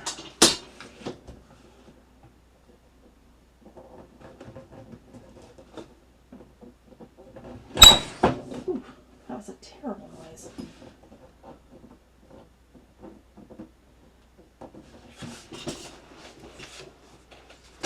Let's see if that's closer. There we go. That is so weird. I wonder what I did. Oh well, that's okay. We have fixed it. We're good. Okay. So next one.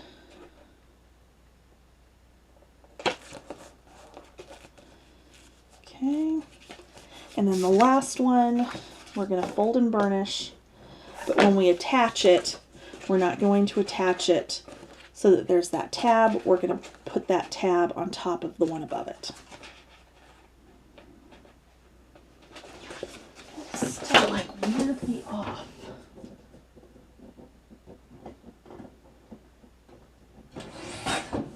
That is so strange. I wonder how I manage that. I don't know, but it's fixed. So, okay.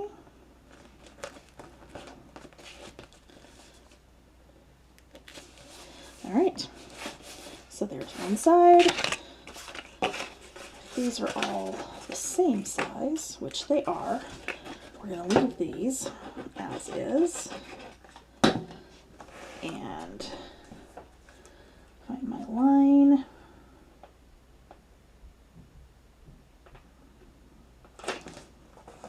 There we go.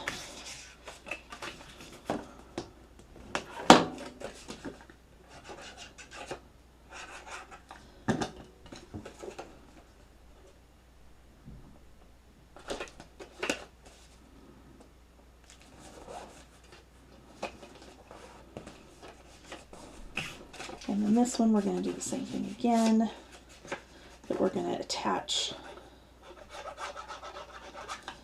this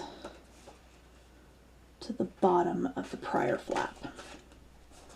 Okay, all right, so there is our little waterfall in those two. Our big waterfall back here that is sitting on the belly band, I've matted this, so we just need to glue this one in.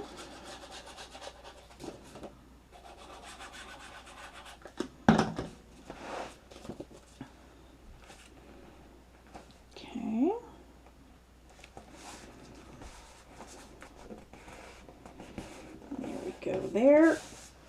All right, that one's in, and the only other one we have left is our little pocket back here. However, I need a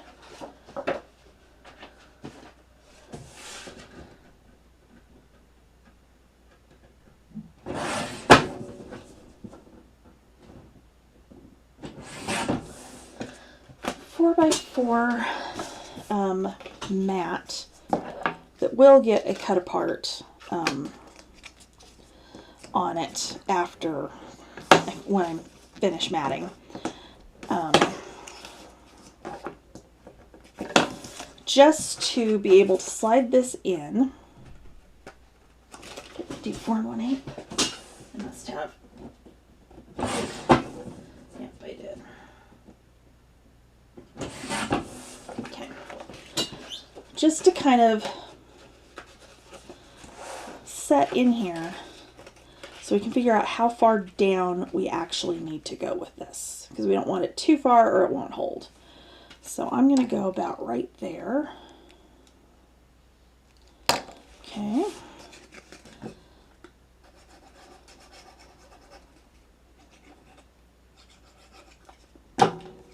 And then again,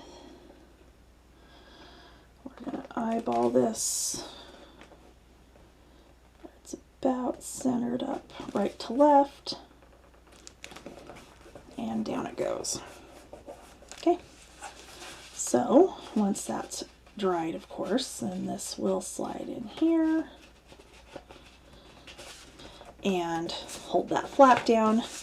So I am going to finish matting, and then we will come back and we'll do our cover.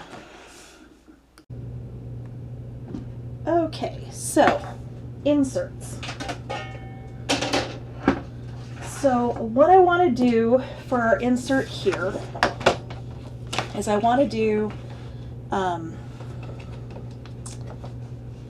5 by 7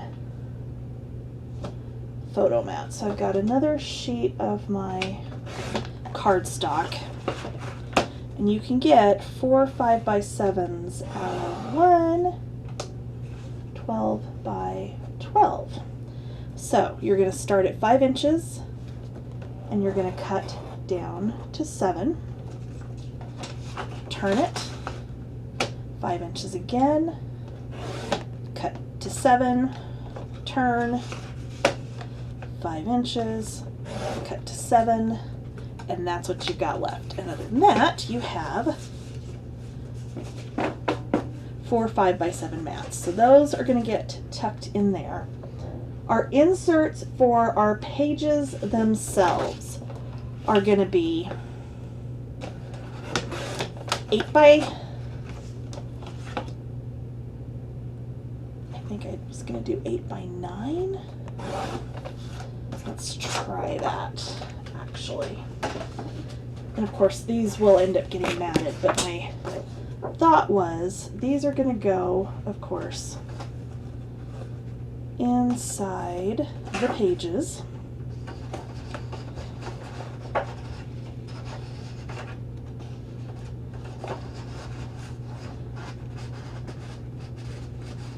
I may need to go a little bit narrower, actually.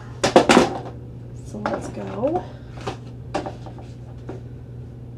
Let's go 7 by 9. Let's see where that puts us.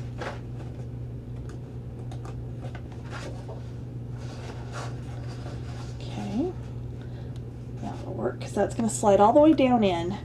And then my plan is when I decorate these that I'm going to use the little acetate fireworks on the top, like as a tab to pull these out. So then these will be sticking up out the top of the album.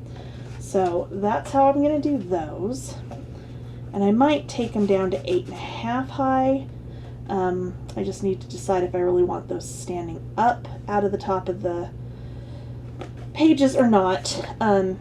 Here where I've got my 2 pockets that are on the top of that page, I've just got shipping tags here that I will mat, and then same thing here, I've got like a really big one in this back pocket that does run all the way down, and then I've got 2 more of this size, and then I've got some small ones in here, and then I'll add some of the tags from the tag cut apart sheet there as well.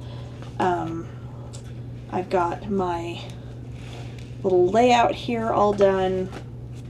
I've added some things here. This was the other insert. I knew there was another one. So for that one, we're gonna go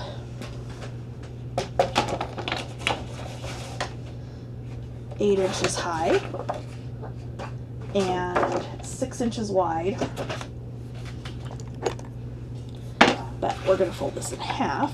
So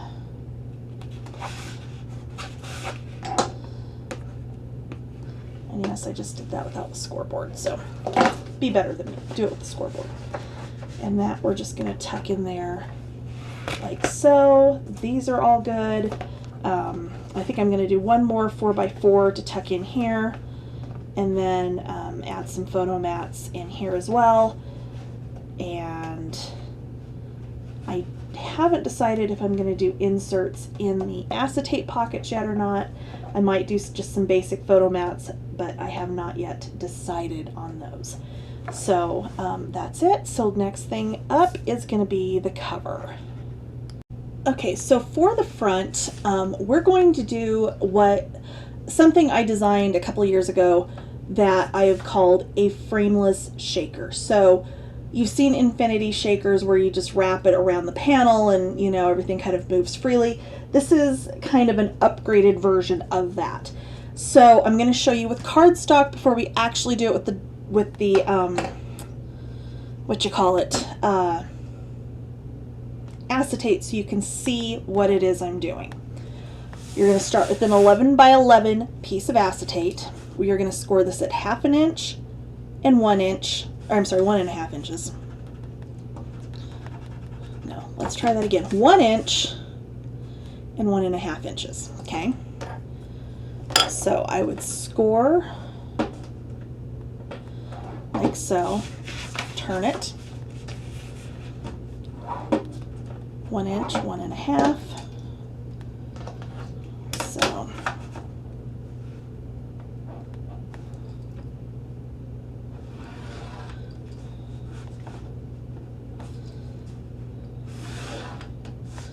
okay, I'm going to draw these as I score them too, just so you guys can see for sure, especially since I got that one crooked apparently.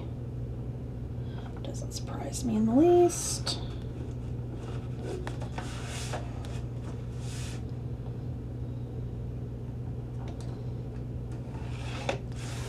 Okay, and you're just going to do that the rest of the way around.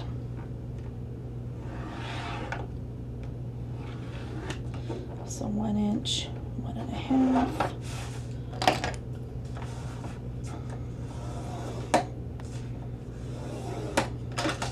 Like I said, I know my drawn lines are not straight, but that's okay. 1 inch, 1.5. Okay. This keeps sliding on me. It's gonna drive me nuts.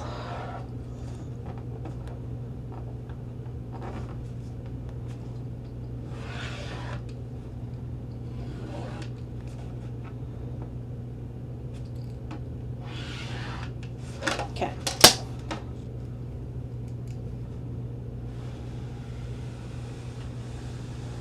Okay, basically ignore my wavy line, okay? So once it's scored, you're gonna come in, and you wanna do this the same on both sides. So I'm gonna come in here, I'm gonna cut all the way up to the second score line. All the way up to the second score line.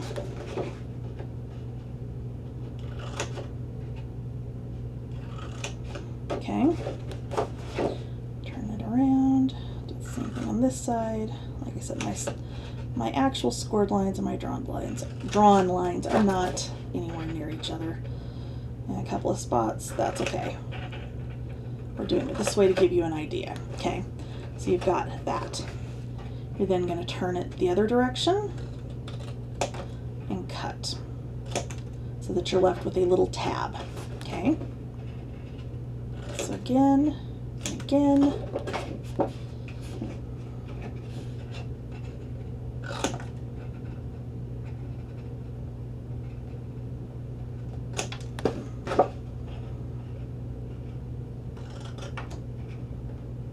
Okay, like so. This is going to get folded up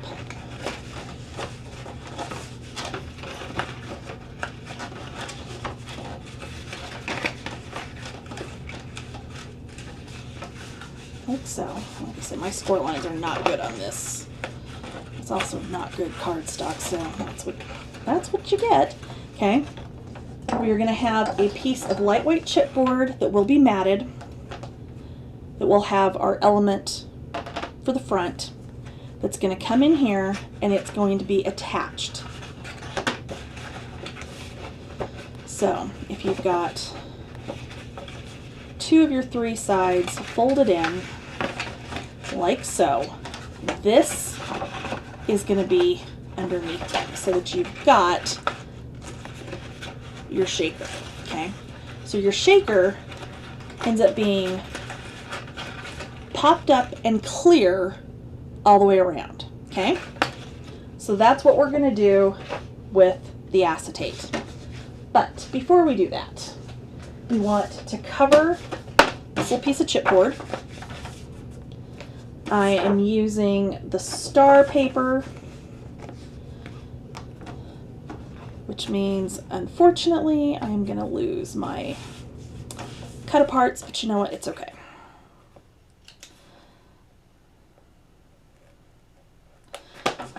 So our piece to cover really only needs to be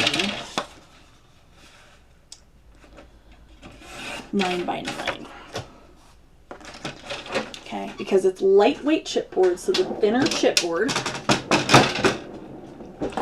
This is cut to 7 15/16 by 7 15/16. Okay, because once we do our acetate and it goes around, it works better if this is just that tiny bit smaller than our acetate is going to end up being. Okay, so I've got this with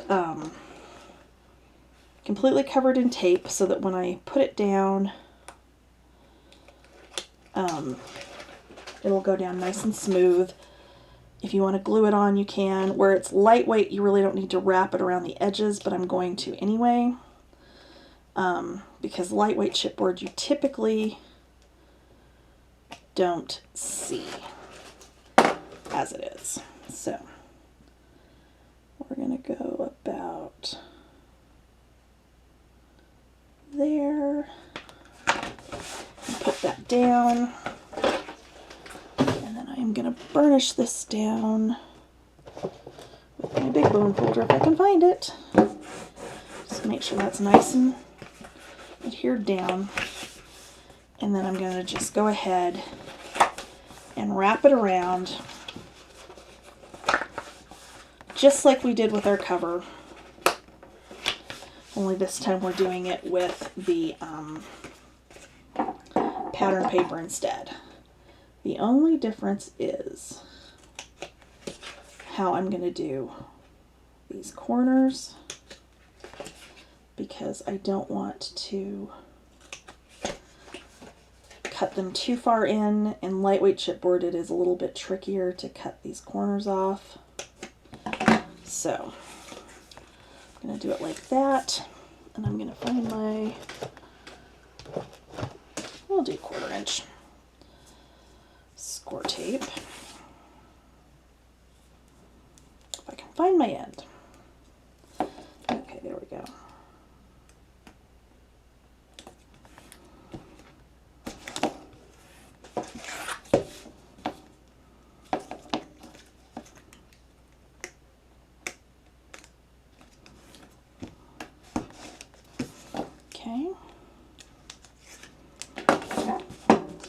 And that, I don't even need to use the bone folder. I can just fold it up and stick it down.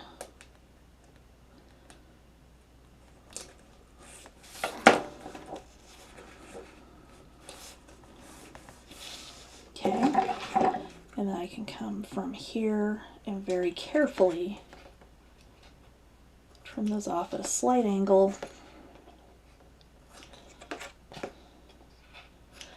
Doing the other method with the lightweight chipboard, you can accidentally cut the chipboard itself because it is lightweight and it's really easy to cut. But I promise all of this will make sense in a minute.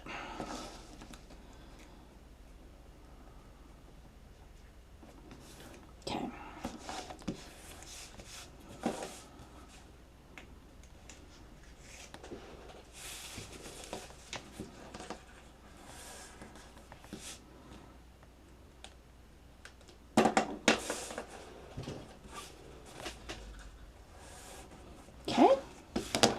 So there is that. That is right side up. So what we're going to put on here is going to be our shadow box. Okay, so what I did is I used my Cricut to cut a 7.5 inch circle. I laid that over my template to do my shadow box. I popped things up like you normally would, and that is going to get adhered down on here. However, what I would like to do is to take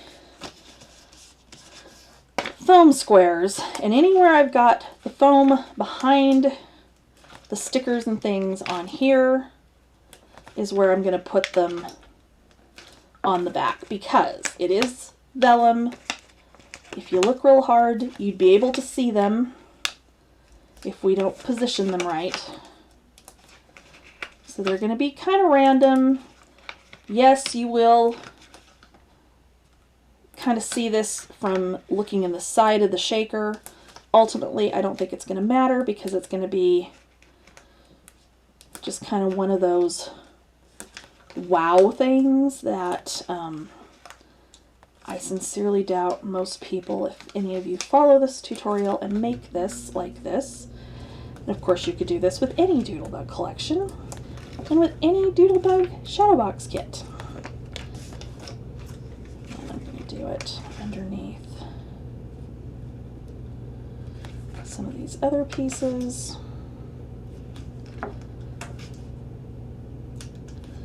Which I know I'm going to have now like a million little backing squares to pull off, but you know what, it's okay.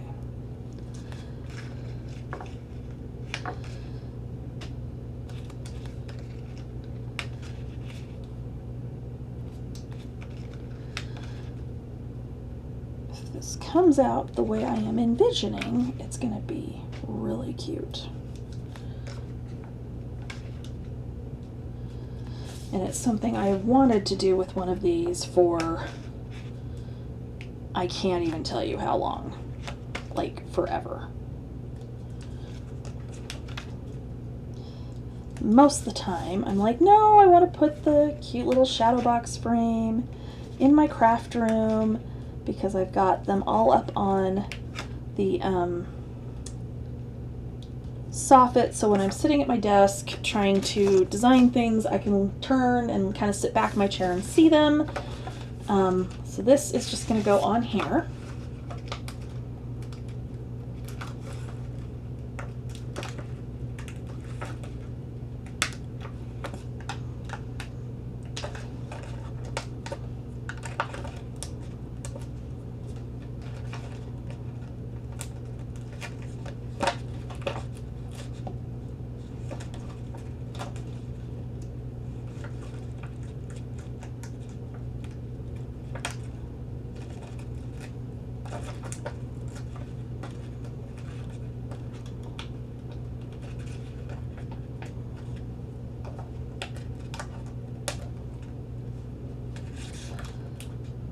Working today, and so my hand is like cramping and not happy with me, because that's what happens when I sit at the computer all day long. So if you see me kind of shaking it to the side, that's why. It's because I have not done my Voltaren today on my hand yet, because I was too excited once I was done with work to come in and finish this up. And that does take a little bit before it really kind of kicks in and starts working.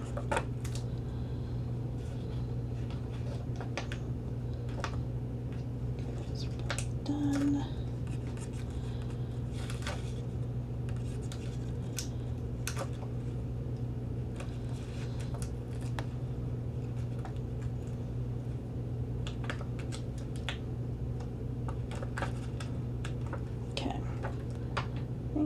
All right, and actually before I put this down up front, I do need to do, actually no I don't, no we're good, sorry, I'm overthinking it here. Okay, so I'm going to center this on my little chipboard piece, kind of push it down, so there's what's going in our big shaker. Now, moment of truth. Here is the 11 by 11 acetate, and I am using the heavyweight Doodlebug acetate. So, because it, once you get it to score, which you do have to score this a little harder than you would, okay, a lot harder than you would like cardstock. That's the case with any kind of acetate when you're scoring it. But once you bend it, it holds that bend really, really well. So that is the plan. Okay, so we're going to go 1 inch.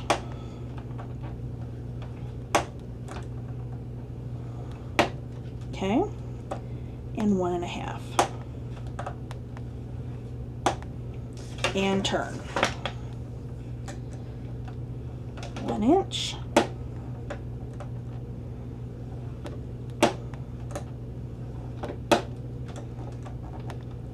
One and a half. Turn it.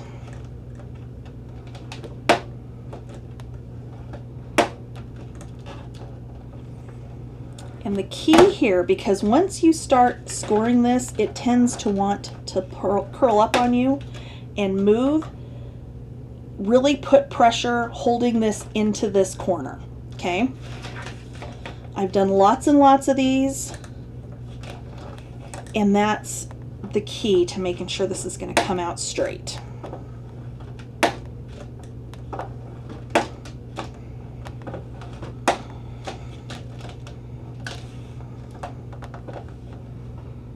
Okay, so you can see we are all scored. Okay, I'm actually going to leave this here so that I don't end up with dust and nonsense off of my desk on here.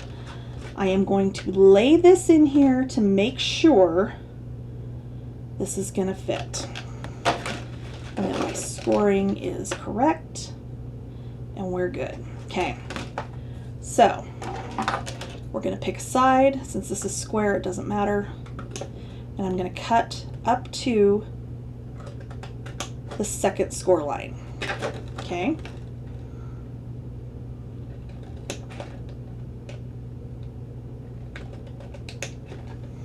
Turn it all the way around. So here's my little tabs. I want to cut on this side the exact same way so that my tabs are going the same way.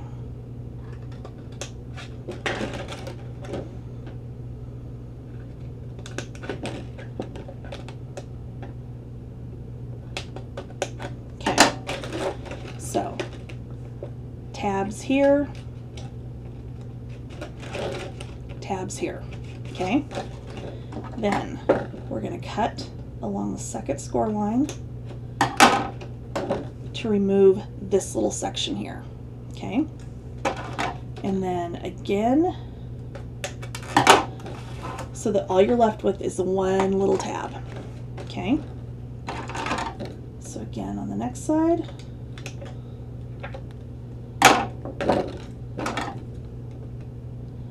again,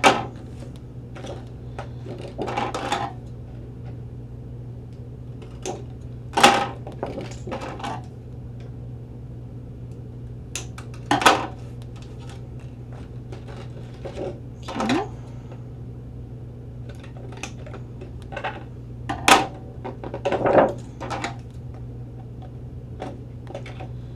And one more.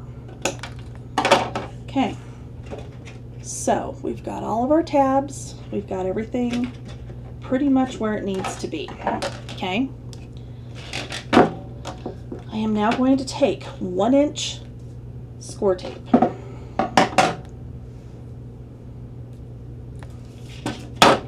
And I'm going to put that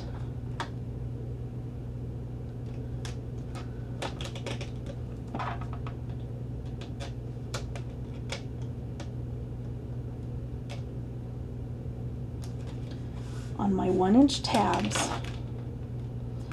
all the way around. Okay, like so. So see, now you can really see where that tab is. This is what's going to attach to the back of this. Okay, so again,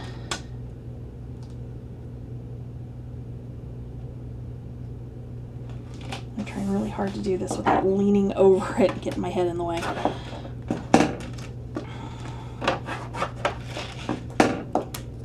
Because I really want to.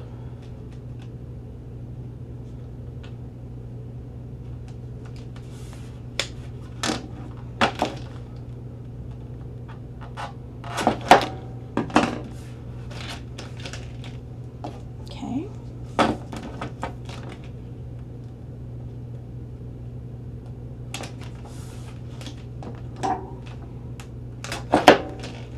All right, so now we are going to aggressively fold in 3 sides.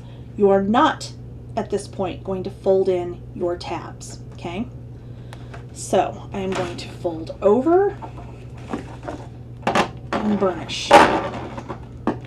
See how well that lays? Fold it back and come get your other section.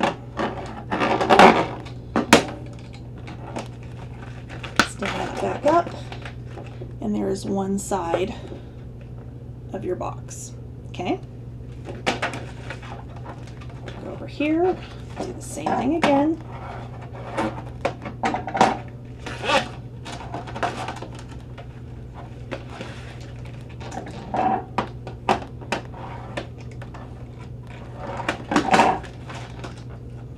Okay. And there's our second one. Okay. Nope, one more. I was trying to think for a second there if I got ahead of myself or not, but we're good.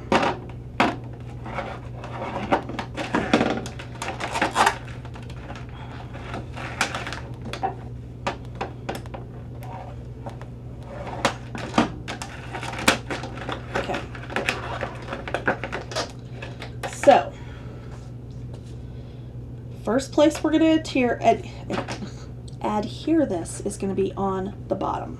Okay, so what I'm going to do is kind of open this up, and I'm going to lay this like so. Okay, but before I do that, I would like to start where my tape is going to come up.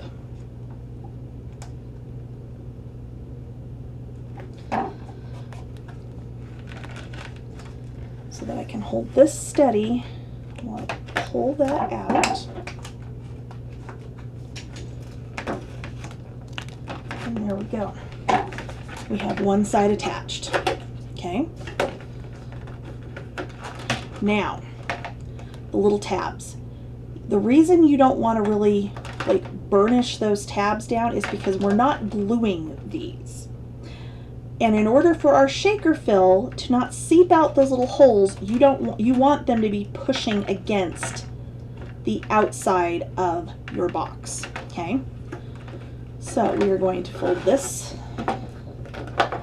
up and over and just kind of manipulate your score lines again. Okay. You're going to pick a side, push that up a little bit, enough so that you can get this up where it needs to go. If you get some resistance, you may need to slightly miter that. Okay.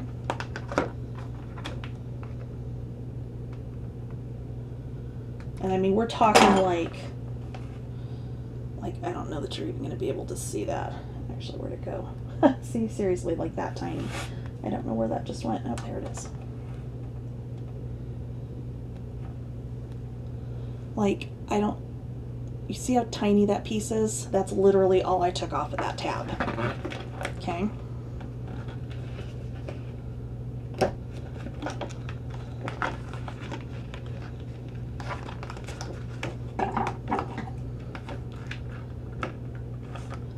Do the same thing, go in the other direction, which is of course a little bit trickier.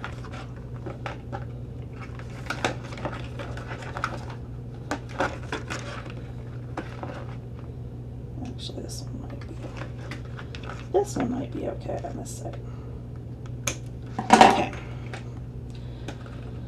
So you're going to pick a side.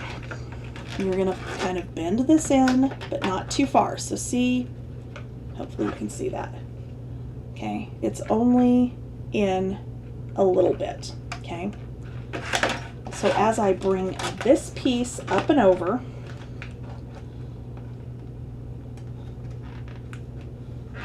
and again, you're probably going to have to pinch it again because we have been kind of flattening it back and forth. As you bring this piece up and over, that's just going to kind of tuck in and push against the side there. Okay? So, I'm going to go ahead and lift up my corner. I'm going to make sure it's nice and straight on that corner. And then I am going to attach. Okay, so I'm just pushing down. I can come up on this other end, peel this out, and attach it down. Okay, you got two sides. Okay, we're going to do the exact same thing on this side. Okay, so again, I'm going to start my backing, pulling it out. I'm going to push this down, line it up,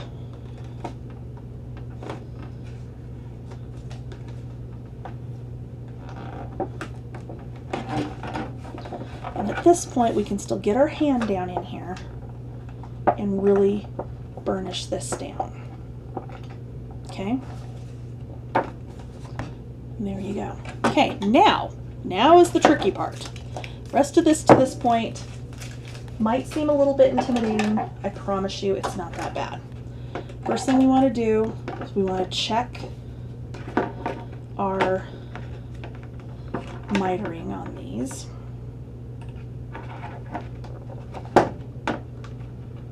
I'm going to break my own rule and go in towards my thing to take that little tiny wedge off.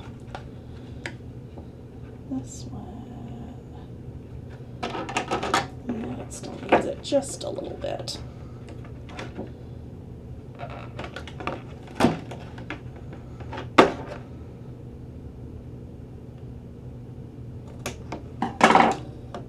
Okay, so I want to, while I can, kind of pinch this and reform where this is going to go.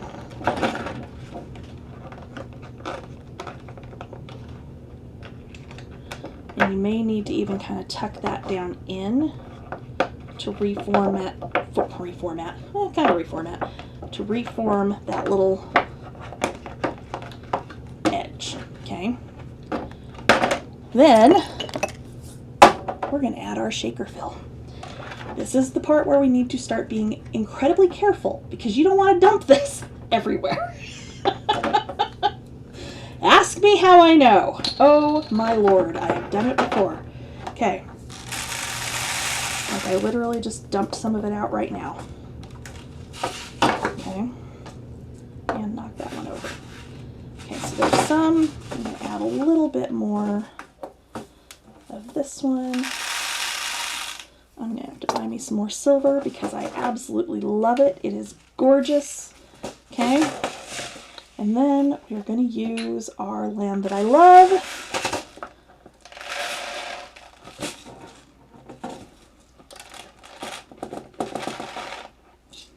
And I used about half of that. And I only had 4 pieces of that one go overboard. Okay. I could add in other colors of the other shakers, but I'm going to recap these, look at it, and I think we're good. Okay, so now we're going to do the same thing again. We're going to gently fold those 2 tabs in,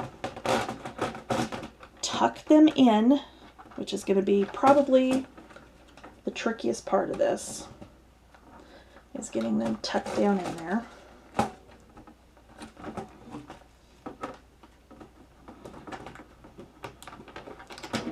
And this is where you may need to miter them just a tiny bit more if you've got one that doesn't want to go.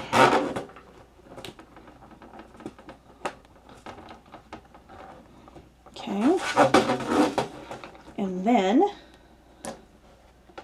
we're going to lift up our backing on our tape, pick a corner, and squish it all together.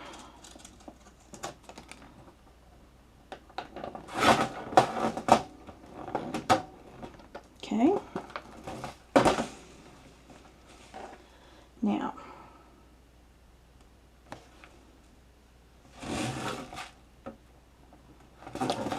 my corner here did not go where it's supposed to. So I will be working that down.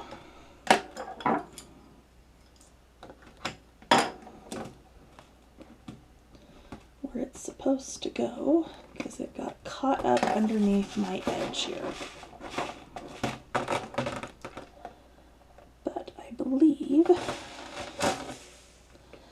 because we are on score tape to acetate right on this corner, I should be able to lift this up enough to get in there and loosen it up, hopefully. We'll find out. Okay, I'm going to mess with that off camera because I'm going to have to get in there and manipulate it. Okay, because you can see just barely how my one little tab here, like I've got a gap, which we do not want, and I need to fix that. But there is our big shaker that will then go on the front here, like so. When you go to put this onto the front, you're going to do score tape again wherever your acetate is, and then you'll do glue on the chipboard and put it down. Okay? Simple enough. So let me fix this, and I will be back to go through a couple of embellishment ideas, and then we're done. Okay, so I got my little piece over there to lay down flat. This one isn't totally flat, but it's okay. The gap over here is not enough that it's going to cause a problem. The way I got that to lay down flat is I took a vinyl weeding tool and worked it in there and was able to grab it and make it go where I wanted it to go. So there we go. So we've got our lovely shaker, and I've got score tape around my edges on the back, maybe, and we're going to go ahead and get the backing off of that. We're going to add our glue, where we need our glue.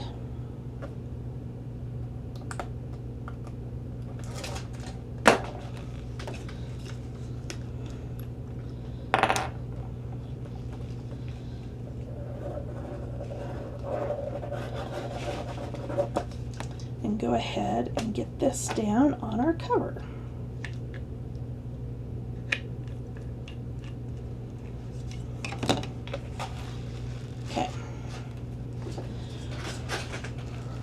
Stand up, so I'm looking down at this.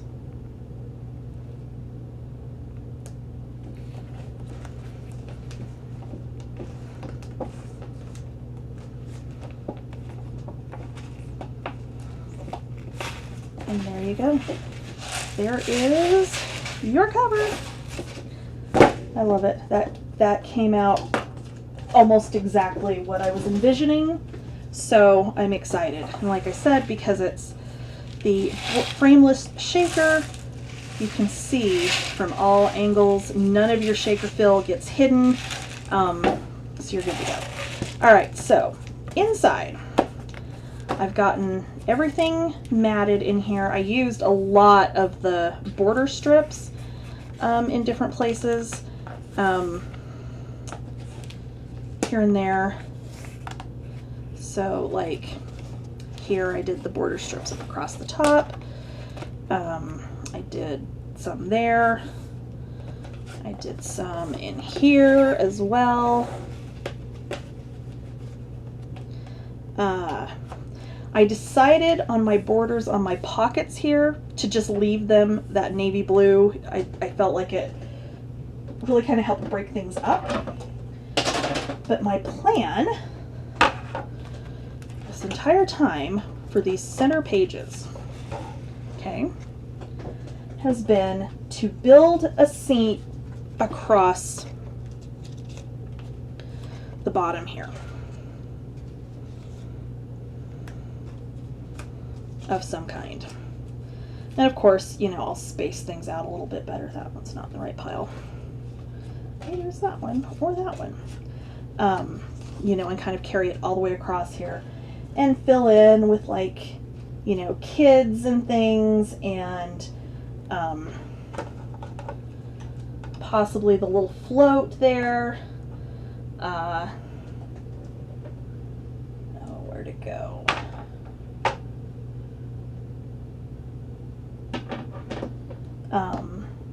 Icon stickers, so on and so forth, like the little trees and things here and there, just to kind of fill that in across. That was kind of my plan for this area. I am going to use the pocket die for sure to do the pocket die. Where'd my pocket die go? Oh my god, have I lost that too? Oh my gosh, it's just a disaster in here today. You have no idea. So I'm going to do some die cutting for like the pocket, the little standalone dies. Wait, is that them? There they are. This one right here. And I think I'm going to do that for right here. I might do a couple more of them in other colors in a couple of other places throughout the book. So I'm just down to decorating, and then we're done. As always, thank you for watching. Thank you for stopping by. If you end up making this project, please share it. You can tag Doodlebug Design on Instagram and Facebook at Doodlebug Design, and you can tag me as well at Scrapping Under the Influence. As always, thank you for watching, and I hope to see you guys again soon. Bye!